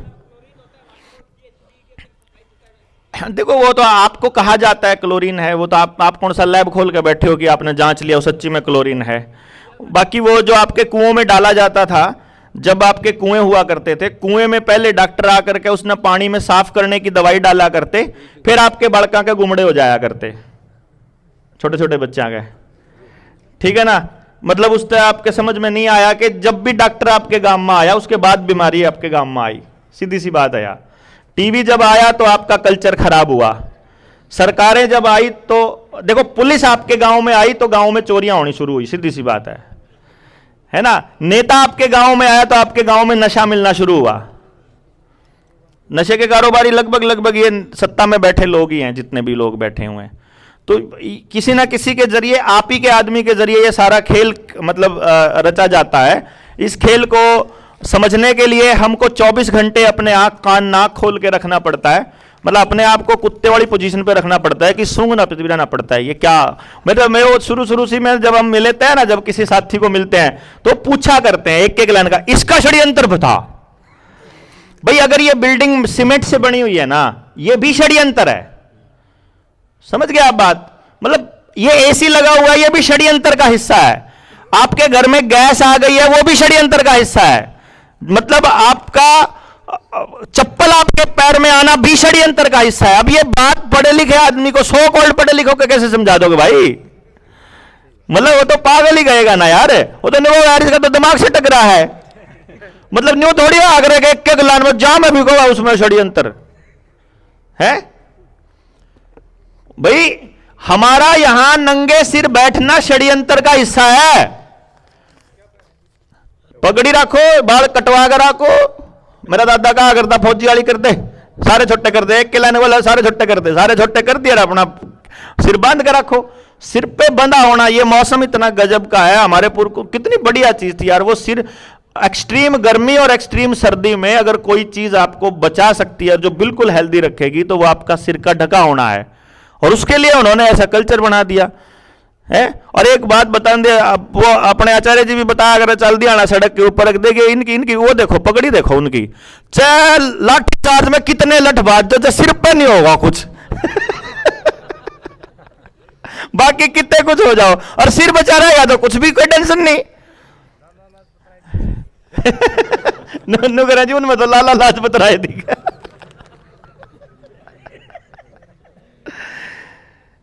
समझ गई।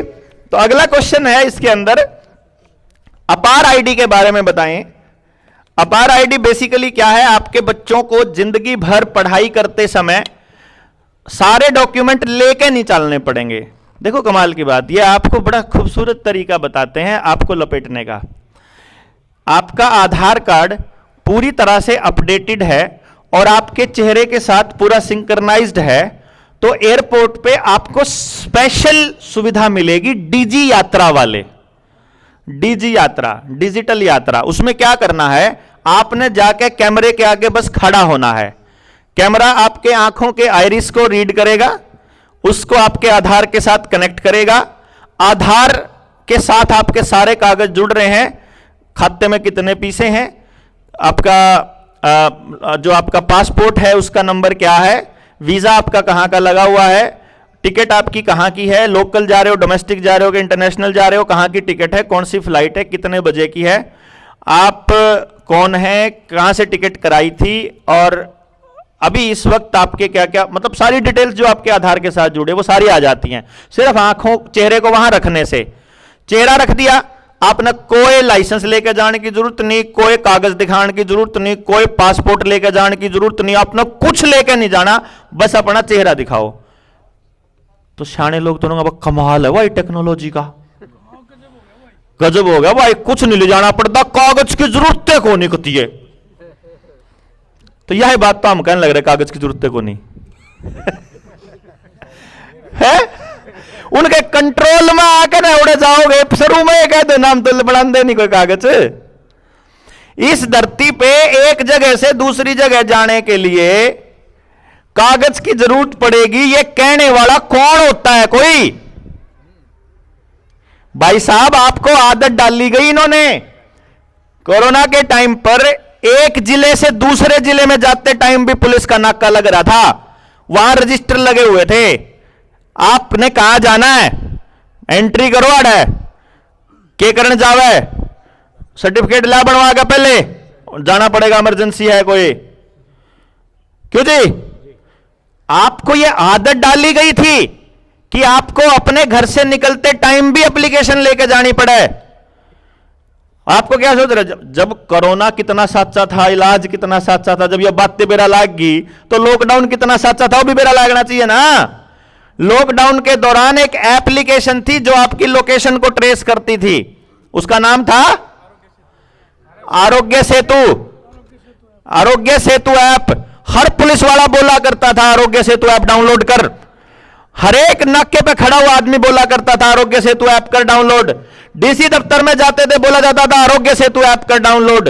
अफसर बोला करते थे, नेता बोला करते थे, टीवी बोला करता था, खबरें बोला करती थी।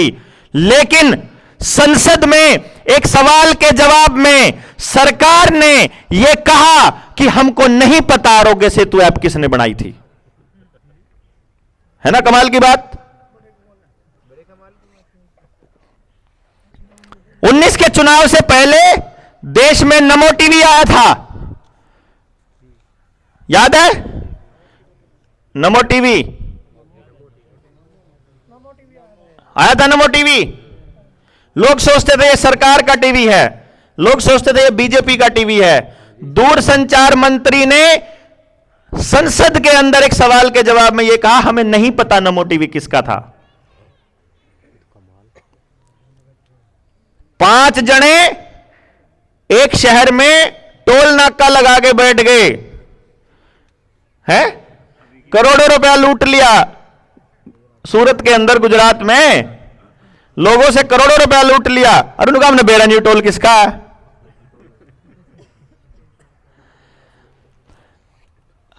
ये कागज थे कि नहीं थे उनके किसी ने नहीं पता। और ऐसे लोग सरकार के द्वारा ही प्रायोजित किए जाते हैं, ये तो पता ही आप लोगों को। और फिर हम लोगों के अंदर इन बातों को लेकर के इनसिक्योरिटी पैदा की जाती है, और इनसिक्योरिटी पैदा करके हम लोग अपने आप कहेंगे कागज चेक होने चाहिए, और फिर हम अपने कागज देते हैं सारे। मतलब चोरियां जितनी हुई बैंकों ने करवाई, ये बात आपको बता दें। चोरियां जितनी होती हैं प्रशासन की मदद से होती हैं, जितनी भी होती हैं। क्योंकि हमको भी सौभाग्य मिला 2-4 बार जेल में जाने का, जितनी बार भी जेल में गए, हमको अगर कोई सबसे सेफ क्राइम करने वाला आदमी अंदर मिलेगा तो वो बोलेगा चोरी तब बढ़िया कोई क्राइम ही नहीं भाई, ना तो कोई मारना पड़ता और ना कदे सजा हुआ, इसकी भी गारंटी है। क्यों? क्योंकि चोरी से चोर को सजा केवल तब मिलेगी जब चोरी के माल की रिकवरी हो जाएगी। ठीक, चोर हमेशा, अच्छे चोर जितने भी हैं समाज में,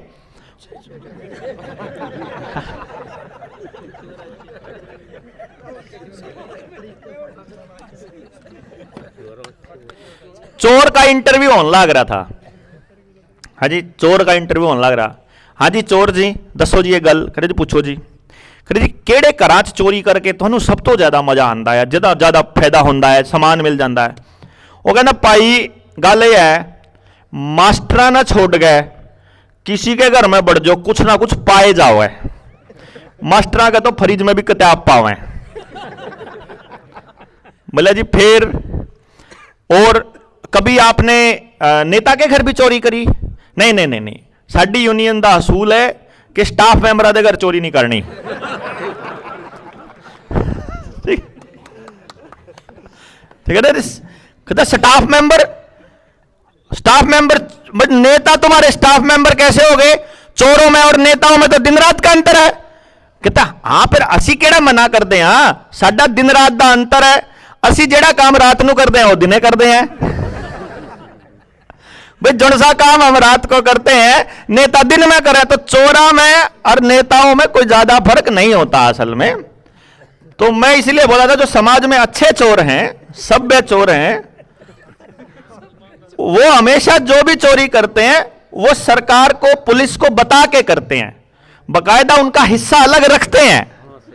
भाई हम आईओ को, पुलिस के इंस्पेक्टर को, थाना के एसएचओ को बुला दिया जाएगा, एसएचओ साहब आज फलाने कॉलोनी में जाना है, अपना नाका पर लेकर ला लियो। तो जिस तरफ चोर ने चोरी करनी होती है, शहर के दूसरी साइड में वो नाका लगा के बैठे होते हैं, ताकि सवाल पूछ ले कोई कि तुम कहां थे, तो ऊपर से आएगा कि ऐसे तुम कहां थे जब चोरी हुई? बोला जी हम तो परली साइड नाका ला रहे थे, चोरी उरली साइड होगी जी। चलो जी वो तो बच गया, अपनी नौकरी बच गई। अब सेटिंग है, अंदर जाएगा, सेटिंग आईओ के साथ है, भाई 40-60 का रेशो है या 50-50 का है। भाई जितना माल आया, अगर भाई 10 लाख का माल आया, जो जिस टाइम पर अंदर लेकर जाना रहे पेशी करने, कितना? 60-40, कितना? 10 का होया है, 10 का होया, चल 60-40 में 4 लाख आ जाएंगे, ठीक बात। तो वो ऐसी रिपोर्ट दर्ज की जाएगी जिसमें विरोध इतना ही होगा, भाई 2 दिन में, 4 दिन में, हफ्ते 10 दिन में जमानत हो जाएगी। जमानत होगा, बाहर आया चोर ना, आईओ तो उसका हिस्सा दे दिया, उसका हिस्सा दे दिया तो आईओ ने अपना रिपोर्ट इसी बनाई कि उन्हें कदे सजा हुई नहीं आज तक। और जब कोई चोर बेईमाना कर जाए, अब चोरी करी थी 10 लाख की, बताई 5 लाख, आईओ का छो उठ जाए, फिर उन्हें थोड़ी करड़ी रिपोर्ट बनाई, फिर एक आधे सजा होगी बेईमान चोर की। नहीं तो ईमानदार चोर की कभी सजा नहीं हुई आज तक। जिसने आईओ के साथ पूरी ईमानदारी बरती उसकी कभी सजा नहीं हुई आज तक। हाँ ठीक है। अब वो चोर बताते हैं अपने आप से, भाई देखो जितना नशा गांव में है सारा का सारा प्रशासन से पूछ के बिका जाता है।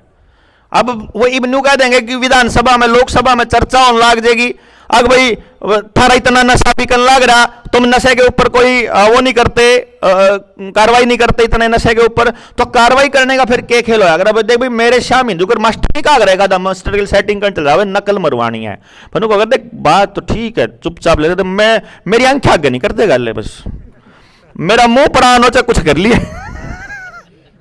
मैं अपनी आंखें आगे नहीं ओढ़ दूंगा, ठीक है नहीं? तो वो अपने आंखें आगे नहीं ओढ़ देता। तो ऐसा करके वो जो नशा है वो इस तरह से होता है कि नाका लगा हुआ है, मन लेकर जाना है 10 किलो नशा कटे, और भाई की सेटिंग है, पुलिस वाला की भी है, तो यो इस तक 50 ग्राम दे के भेज देंगे, इस तक कहेंगे तेरे बड़कन है 6 महीने तू भीतर होगा तो तेरे बड़कन तनख्वाह पहुंच जाएगी, तेरी टेंशन लेने की जरूरत नहीं। यो नाके पे पहुंच दे, गाड़ी बजा लेगा, नाके पे जितने पुलिस वाले हैं सारे इसकी गाड़ी का चिपट जाएंगे, सारे इसने पकड़ेंगे, इसके में 50 ग्राम या 10 ग्राम पाओगा नशा, इसके ऊपर रिपोर्ट बन जाएगी। इतनी बार में 5 किलो वाली 50 किलो वाली गाड़ी ने ठाठ जावे है नहीं, पुलिस वाले इतने चलान काटे, इतनी कितनी गाड़ी राम तो जावे, वो को चोरी रोकने के लिए थोड़ी बैठे बेचारे, मतलब कागज पूरे करने बेटे इतने चालान हो गए, इतने जवाब देना पड़ेगा विधानसभा में, ऊपर तो प्रेशर आवे थारे थारे थाने में कम चालान होए, चालान पूरे करने, गिनती पूरी करनी उनको खाली। तो आपके यहां जितना क्राइम होता है, गांव में जितना नशा बिकता है, गांव में जितनी चोरियां होती हैं, सब प्रशासन की मदद और उसकी शय से ही हो रहा है। उसकी आड़ में आपके लिए कानून बनने हैं, सीधी सी बात यह है। कदे आप नहीं सोच रहे हो कि सिर्फ पैसा कमाते हैं वो, उससे पैसा कमाने का तो एक पहलू नजर आता है। जैसे कोरोना की वैक्सीन में पैसा कमाना आपको एक पहलू नजर आ रहा है कि कंपनियां पैसा बना गई, असली गेम उसके पीछे कुछ और होता है। समझ गए ना बात आप? तो इसी तरह नशा भी, चोरी भी, ये सब जो है गेम प्लान ये ऐसे चलते हैं। अब आप अकेले बोलोगे और प्रशासन को पता चल गया कि वो एक है, तो एक को रगड़ दो तो सारा गांव रगड़ा जाएगा, उनको भी पता है। इसलिए वो मतलब एक को मैनेज करने की कोशिश करते हैं किसी तरह की, कहीं ना इलेक्शन लड़वा दो बस, ले जिसने इलेक्शन लड़वा दो उसकी क्रेडिबिलिटी वैसे ही 10% रह जाती है। कोई इलेक्शन नहीं लड़ेगा तो उसके ऊपर कोई आरोप लगा दो, कोई चोरी का, कोई ठगी का, है ना। ये मारता यार जैसे हमारे देखेंगे, जैसे हमारे तो करोड़ों रुपया कमा गए भाई, आवेदन ला गए ठीक है ना। हाँ, मतलब इस तरह से कुछ भी कोई कुछ भी कहेगा, किसी भी तरह इन लोगों की क्रेडिबिलिटी को खत्म किया जाए। क्रेडिबिलिटी जब तक अपनी रहेगी, अपनी आवाज बुलंद होती जाएगी, लोगों को बात समझ में आती जाएगी। हमारी जो बात है ना, गांव में जो कोई सुन लेगा, गांव का आदमी हमारी बात को समझता है, शहर का आदमी नहीं समझेगा।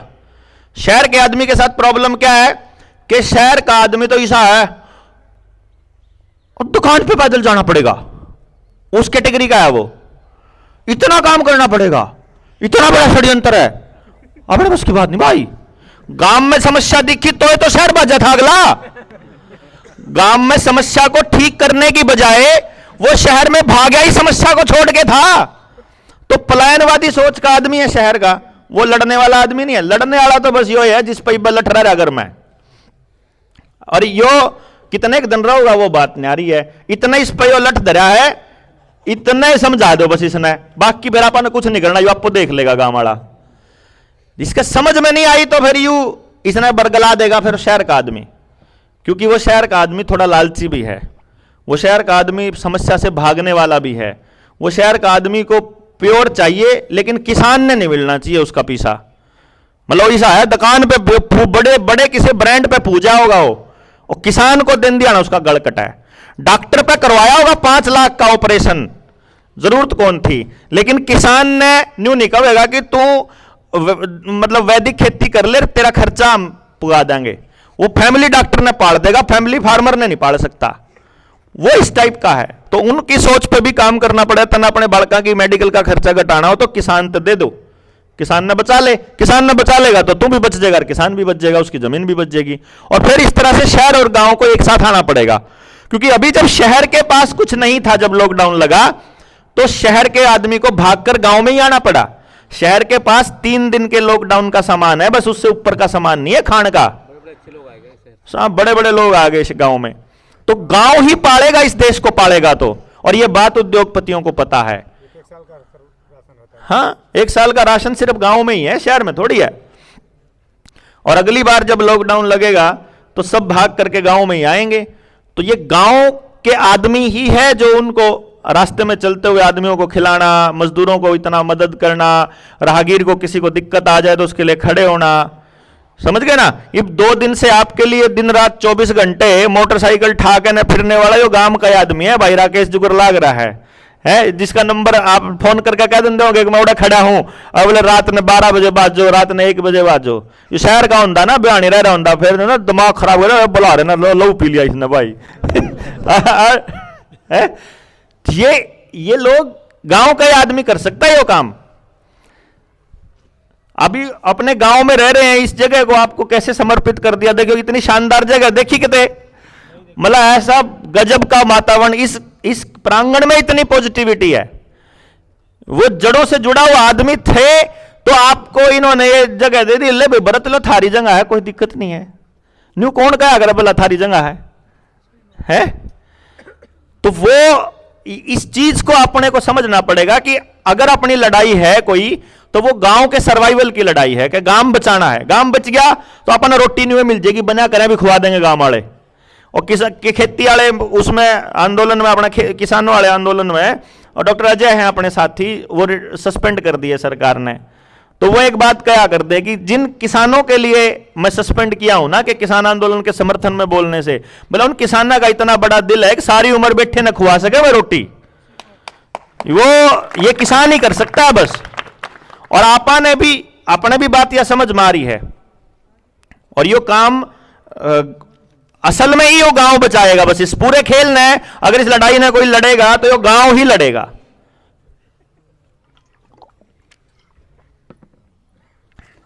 अगला है क्वेश्चन, शिक्षा का स्कूल खोलना है तो उसमें हम क्या करें, और जो एजुकेशन वाली ट्रेनिंग है उसका कैसे करें। जितने साथी हैं सब ने हाजिरी लगा दी है। उसमें अगर कोई साथी एजुकेशन, आपको एक ग्रुप बनाया जाएगा, उस ग्रुप में एजुकेशन वाली ट्रेनिंग जो है, जिस साथी जो पार्टिसिपेशन करेंगे उस ग्रुप में लिख देंगे कि हमें एजुकेशन वाली ट्रेनिंग जो है उसको कंटिन्यू करना है। तो अपने अपने गांव में हम ऐसा 100% एम्प्लॉयमेंट वाला एजुकेशन सिस्टम अगर शुरू करना है कि एक भी बच्चा बेरोजगार ना रहे। एक तो अपने पास में ये शेर सिंह जी का जो प्रांगण है, इसी से अगली साइड में एक स्कूल है। आपने अगर कोई बार गया हो घूमने के लिए तो उसने देखा हो, वो स्कूल अपने पास अवेलेबल है इस टाइम पे, और सामने छात्रावास भी है। मतलब उन्होंने इतना बड़ा दिल दिखाते हुए ये कह दिया है कि अगर जेएसएम के जितने भी साथी अगर समाज के लिए जुड़ते हैं और वो अगर काम करने को तैयार हैं, तो उनके बच्चों के रहने के लिए छात्रावास है और पढ़ने के लिए स्कूल है। हम यहां इधर अपने पास सुविधा दे देंगे, आपको कोई दिक्कत नहीं है।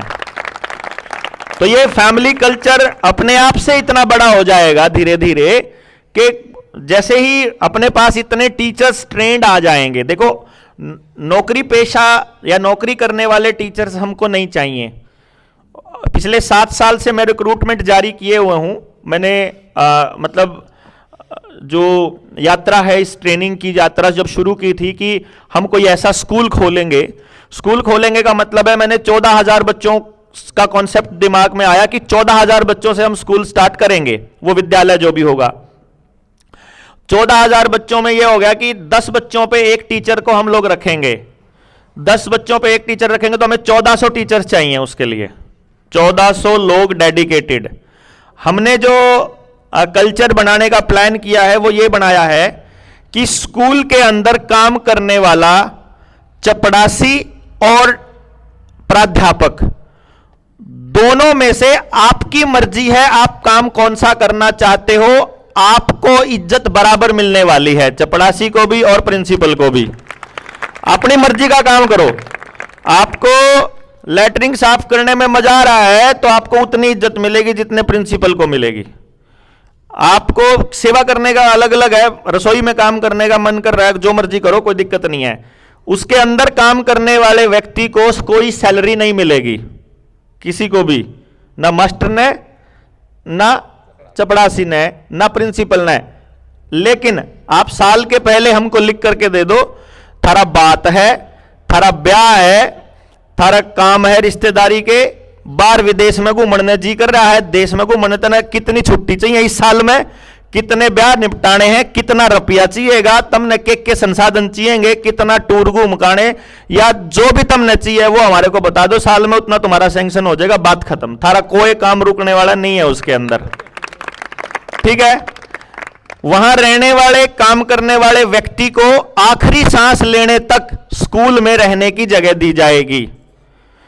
आखिरी सांस तक वहीं पर रहो, कोई दिक्कत नहीं है। आपके बच्चों की गारंटी विद्यालय की है। बच्चों को तैयार करना, उनको समाज में स्थापित करना, यह विद्यालय की गारंटी है। अगर बच्चा बड़ा होकर के वापस विद्यालय की सेवा करना चाह रहा है तो फिर उसके बच्चों की भी गारंटी मारी है। बाहर करना चाह रहा है तो फिर वो आजाद है, फिर उसके बाद कितने जाओ, लेकिन वो जहां जाएगा वो यही करेगा जो सिखाया जाएगा, और वहां सिखाया जाएगा केवल समाज के लिए बच्चों को कैसे तैयार करना है। तो इस तरह से हम एक कल्चर डेवलप करेंगे कि किस तरह से उस मतलब वो एक 15 साल की यात्रा, जो 20 साल की यात्रा हम चालू करेंगे, उस यात्रा से जो प्रोडक्ट निकलेंगे वो हीरे हमको समाज के अंदर स्थापित करने हैं बेसिकली।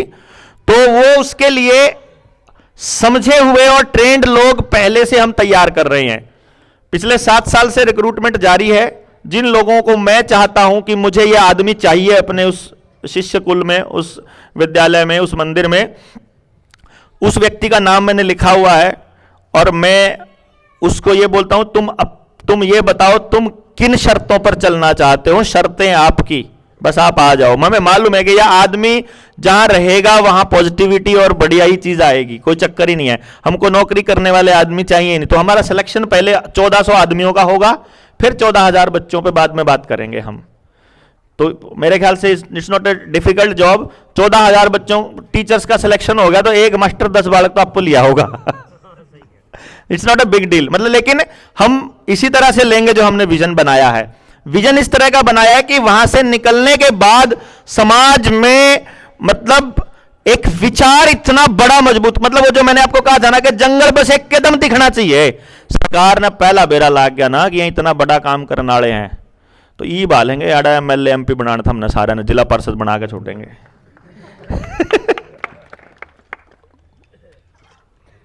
पानी खत्म हो गया मेरा, पाछा बितर रखिए। ये जो कुछ साथियों ने अपना व्यक्तिगत बच्चों के बारे में पूछा है कि बच्चे को सरकार से किस तरह बचाना है और मैं इस लड़ाई में बच्चे को कैसे शामिल कर सकता हूं। मतलब ये देख करके हमें बहुत आनंद आता है और बड़ा अच्छा महसूस होता है और अपने काम का किए का हमें थोड़ा सा लगता है कि हम कुछ कर रहे हैं। कि हमारे पास इस टाइम सैकड़ों की संख्या में ऐसे JSM के कार्यकर्ता हैं जिन्होंने अपने बच्चों को अभी से पहले समाज को समर्पित कर दिया है। जी मारे ने ले जाओ, चक कित्ते ले जाओ और क्यों करे इस्तेमाल कर लियो समाज के लिए, ये दे दिए देश के नाम हमने अपने बच्चे, उनका एक एक बालक है तब भी। तो इसके लिए बहुत बहुत धन्यवाद कि आप इतना भरोसा कर रहे हैं। लेकिन बच्चों के केस में तो मैं आपको बता रहा हूं, जो JSM के ईमानदार साथी हैं, ईमानदार इन द सेंस कि देखो जब हम साथ में काम करेंगे उससे पहले मुझे नहीं मालूम पड़ेगा कि आप ईमानदार हैं कि बेईमान है ना भाई। और मेरे लिए किसी ने काम नहीं करना है, किसी ने भी मेरे लिए या JSM के लिए नहीं करना है, अपने अपने गांव के लिए करना है आपने। हमारा जो यह आंदोलन है ना, ये एक जगह का आंदोलन है ही नहीं। हमारा आंदोलन है कि हम आंदोलित होकर, ज्यादा गर्म होगा ये, हाँ थोड़ी देर खुला रहेगा, हम लोग आंदोलित होकर अपने गांव के लिए काम शुरू करें। देखो हमारा पर्पस यही है कि गांव में एक 11 बच्चों की कमेटी ऐसी बन जाए, लास्ट मतलब हमारा टारगेट यह है कि वो 11 लोग पूरा तो षड्यंत्र समझते हो, पूरा गेम प्लान समझते हो, हर राजनीतिक प्रकरण की, एजुकेशन की, इन सब की समझ रखते हो और उनका अपना कोई लालच ना हो, और वो 11 लोगों की रोजी रोटी किस तरह से चलती हो यह भी सुनिश्चित या तो मोर्चे की तरफ से हो जाए या गांव की तरफ से हो जाए या समाज की तरफ से, मुझे नहीं मालूम कैसे हो, लेकिन वो 11 ईमानदार लोग जब निकल के आ जाएंगे तो मुझे मालूम है वो हो जाएगा। उस पर भी मतलब बहुत मंथन और बड़ा काम जारी है। परंतु जैसे मेरे कुछ मित्र हैं ट्राइबल इलाके से, वो बताते होते हैं कि भाई कुछ इलाके ऐसे हैं हमारे जहां DC को भी एंटर होने से पहले हमारी परमिशन लेनी पड़ती है। पहले हमारे गांव की कमेटी को वो फोन करते हैं कि जी हम इस मुद्दे पर आना चाहते हैं, हम आ जाएं क्या। अगर DC को मना कर दे अगर गांव के लोग या वो कमेटी, तो DC एंटर नहीं कर सकता वहां। कोई मतलब बड़े से बड़ा छोटा छोटा अफसर नहीं एंटर कर सकता। BRO वहां घुसने नहीं दिया उन लोगों ने, वहां मतलब ये जो आर्मी को वहां घुसने नहीं देते, वो पुलिस को वहां आने नहीं देते वो, और उन्होंने देखा ये किसी चीज को आने नहीं देते। लेकिन गेम प्लान इतना गहरा रचा जाता है कि गांव का शरीफ आदमी तो बिल्कुल नहीं समझ पाता। उन्होंने गेम कैसे खेला, देखो मैं आपको बताता हूं कैसे होगा। कि उन्होंने कहा हमें मालूम है कि तुम्हारी सड़कें हमारे जंगल को खा जाएंगी, इसलिए हम सड़कें बनने ही नहीं देंगे।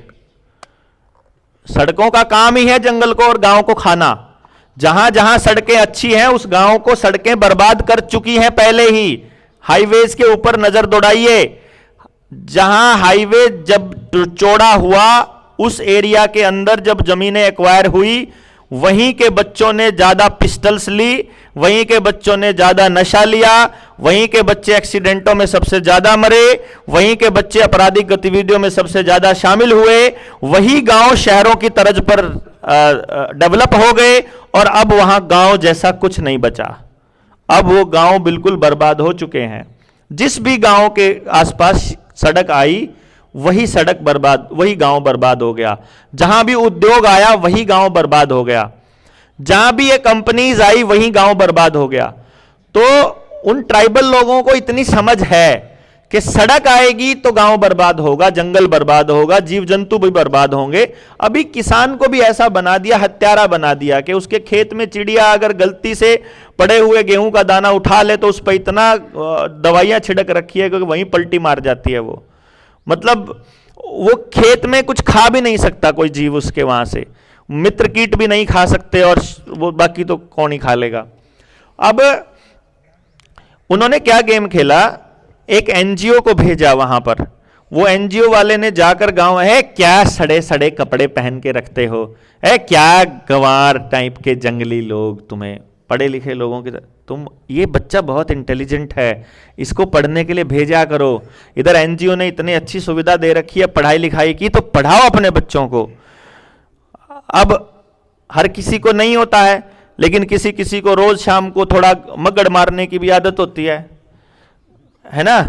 कोई 2 पैग लगाने का शौकीन होता है, तो एनजीओ वाला उसको 2 पैग लगा देगा, फिर उसको रात को पीते हुए बोलेगा, तू काम कर, तू अपने भड़काने भेज, मैं पढ़ाऊंगा, अफसर बनाऊंगा, लाल बत्ती में चला गया। अच्छा, और वो फिर अपने उस एनजीओ वाले के पास अपने बच्चों को भेजना शुरू कर दिया। ये प्रैक्टिकल बता रहा हूं, जो उन लोगों ने हमको बताया, जो होता है, जो हर एक जगह पर यही होता है। जब आपकी जमीनें खरीदी इन्होंने तो भी यही हुआ, जब आपके गांव से आपको उजाड़ा तो भी यही हुआ।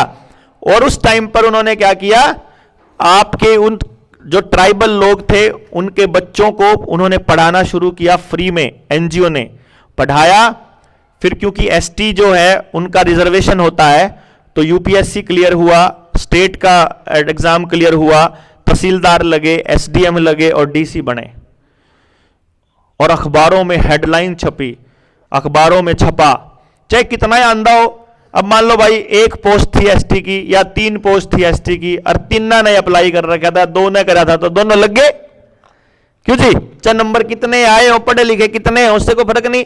लेकिन अखबार में यह छपा कि ट्राइबल इलाके की लड़की ने यूपीएससी में पाया इतना रैंक, पढ़ की डीसी, ढोल बज रहे, नगाड़े बज रहे, जैसे हमारे यहां गांव में डंकी जंप करने पे भी नगाड़े बजने लोगों ने ढोल बजाने शुरू करे कि बोला दीवार खुद गया छोरा ब्राजील की हाथ ढोल बाजन लाग रहे, पटाखे बम, है ना। मतलब गलत तरीके से दूसरे देश में जाने वाले लोग भी आज ढोल बजा रहे थे। वैसे ही उस ट्राइबल लड़की के लिए ढोल बजे, नगाड़े बजे, लेकिन साथ ही साथ गांव में आके गांव का एक अफसर बोला, आज तुम्हारी लड़की तुम्हारे गांव में आ रही है डीसी बनकर, उसका स्वागत ऐसे गंदे कच्चे रास्तों से करोगे क्या। गांव वाले बोले, वह बात ठीक है भाई, ये हमारी छोरी अफसर होगी, ये वो हमारा कुछ नहीं बिगड़न देगा, ये तो सड़क बनने में कोई दिक्कत नहीं है। और फिर गांव वाले ने खुद दिहाड़ी पे खड़े हो गए, सारा दिन हंगा ला गए, सड़क बनाई। गरीब सरकार ने कहा देखांगे तुमने अभी खबर आई है 3 लाख एकड़ में जो जंगल है वो कटने वाला है। द्रौपदी मुर्मू को भी इसीलिए राष्ट्रपति बनाया गया था कि तुम्हारी बेटी आ रही है, मारे आड़ा एमएलए बनेगा, मारे आड़ा एमपी बनेगा, मारा मुख्यमंत्री, वह मारी राष्ट्रपति। ईब जब वहां जाती है तो उसके जाने से पहले कितने पेड़ काटे जाते हैं आपको पता भी नहीं है, क्योंकि राष्ट्रपति तो उसी इलाके में जाएगी जहां, वहां जाएगी, उसका हेलीकॉप्टर उतरेगा तो वहां पेड़ कटेंगे, तो ई आड़े का 5 किले साफ कर दो, ओड़े हेलीकॉप्टर उतरेगा, ओड़े के 5 किले कर दो, बाद में ऊपर तो देखे कड़ी नहीं रह रहा किला क्योंकि वो याड़े वाले 5 किले साफ करने में, याड़े वाले 5 किले में उन कबीले वाले ने बेरे को नहीं बेचारा ने कि ये तो ऊपर तो देख देख के जहाज पे तो नहीं देखने लग रहे कि याड़े और रहेगा थोड़ा जंगल, अगर याड़े वाले खातर इस कबीले में जाना पड़ेगा, उस कबीले में खबर करे थारे कबीले में थारी राष्ट्रपति आने लग रही भाई। हाई समझ में गेम। तुम्हारे ही बच्चे को डीसी बनाया जाएगा। समाज को तोड़ने के लिए भाई साहब, हमारे इस देश के अंदर सबसे डेडली कॉम्बिनेशन था जाट का चमार का। मतलब ये राजनीतिक लोग बोलेंगे जाट चमार का कॉम्बिनेशन, लेकिन जो समझदार आदमी है वो इसको बोलेगा किसान का और मजदूर का कॉम्बिनेशन। जब किसान और मजदूर एक दूसरे के पूरक थे तो उनका कोई कुछ नहीं बिगाड़ पाया, कोई भी कुछ नहीं। एक आधा गांव में गंदा आदमी होता है, उसने गलत भी किया होगा, एक आधे गंदे आदमी तो अपनी ही औरत के ऊपर हाथ भी उठाए होंगे, लेकिन उसको उन्होंने पूरे समाज का आईना बनाया। लेकिन इस कॉम्बिनेशन को तोड़ने के लिए किसी को यह समझ में नहीं आया कि पिछली सरकार मनरेगा लेके आई थी। मनरेगा के अंदर 90 दिन का काम का गारंटी था। 90 दिन का मतलब हो गया 1.5 महीना एक बार, 1.5 महीना एक बार। ये 1.5 महीने कौन से होते हैं? अगर इसके ऊपर नजर दौड़ाओगे तो जब किसान की फसल पक के तैयार होती है उसी टाइम मनरेगा आता है। किसान को 150 रुपए, किसान 150 रुपए दे रहा था मजदूर को, मनरेगा में 250 मिल रहा था। तो मनरेगा में जाने वाला मजदूर गालियां देता था वहां खड़ा होकर के, जब चाय पी बैठते थे, जब रोटी खाते थे, वो तो लूट रहा था। सारा दिन पेल के रखे ताड़े तो कुछ नहीं करना पड़ता, समझ गए? और किसान उधर से नुका करता, अगर सरकार इन्हें पीछे दे दे, इनका ठाल लाग रही है, काम करके राजी नहीं। दोनों में एक दूसरे के प्रति नफरत भरी जा रही थी इस 90 दिन के काम की वजह से। कुछ गांव ने इसको समझ लिया, शुरू में ही समझ लिया। जिस गांव ने लॉकडाउन तोड़ा सबसे पहले, डाटा मसूदपुर वाला गांव जो है अपने हिसार जिले में, मसूदपुर के डाटा के अपने साथी कुछ जुड़े हुए, मैं बोले जी मारे गामा में अलग ही हिसाब किताब है। मनरेगा जैसे ही डिक्लेयर होता है, मनरेगा डिक्लेयर तो सरकार उसी हिसाब से, जब कहीं अगेती फसल है कहीं पछेती है, उस हिसाब से ही डिक्लेयर होता है कि जब फसल पकने को होती है और अगली फसल के बोने तक मनरेगा रहेगा। जैसे ही किसान खाली हो जाएगा, उन्हें मजदूर की जरूरत नहीं, उस टाइम मजदूर भी खाली, फिर मजदूर आओगा किसान पे। अब काम है कि चौधरी साहब, फिर चौधरी साहब ने कहेगा जब जरूरत थी जब तो तुम रोड में नहीं आया। फिर वो भाईचारा टूटने वाली लैंग्वेज हो जाती है उनकी, दोनों की भाषा इस तरह की हो जाती है फिर वो आपस में। तो वो वहां पर गांव में अनाउंसमेंट होती है मनरेगा के डिक्लेयर होते ही कि भाई मनरेगा आ गया है, यो मनरेगा किसान ने मजदूर ने तोड़ने के लिए आया है। पहले किसान को मजदूर पूरे हो जाएं, जब किसानों के सबके पास मजदूर पूरे हो जाएंगे उसके बाद मनरेगा में जाना है। अरे बस सारा मनरेगा फेल है वहां, क्योंकि वहां आज भी भाईचारा बचा हुआ है। वही गांव लॉकडाउन तोड़ पाया जहां भाईचारा बचा हुआ था गांव का, गरीब मजदूर किसान का इकट्ठा। मतलब ये ऐसे गेम चलते हैं। इनके गेम को समझ लिया तो इनके गेम को आप एक एक कदम पे तोड़ेंगे, समझ रहे हो ना आप? मैं ये एक एक चीज को जोड़ जोड़ के कैसे बता रहा हूं कि हमको जब इनके इस पूरे के पूरे षड्यंत्र को तोड़ना है तो हमको पहले समझना है कि ये क्यों लाया गया है, इसका पर्पस क्या है, इसके कोर में क्या है, इसके अल्टीमेटली इसका असली मकसद क्या है। और जब हमको यह समझ में आ जाएगा और फिर यह समझ में आ जाए कि अपना असली मकसद क्या है, तो फिर आप लड़ाई को अच्छी तरह से तसल्ली से लड़ पाएंगे। और बल्कि लड़ना नहीं है, आप जीत भी पाएंगे।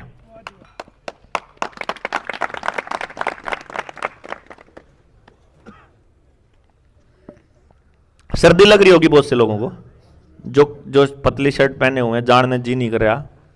ब्रेक लेवा के 10 मिनट का ले लें? तो 10 मिनट का ब्रेक है। आप अपनी जैकेट वैकेट पहन के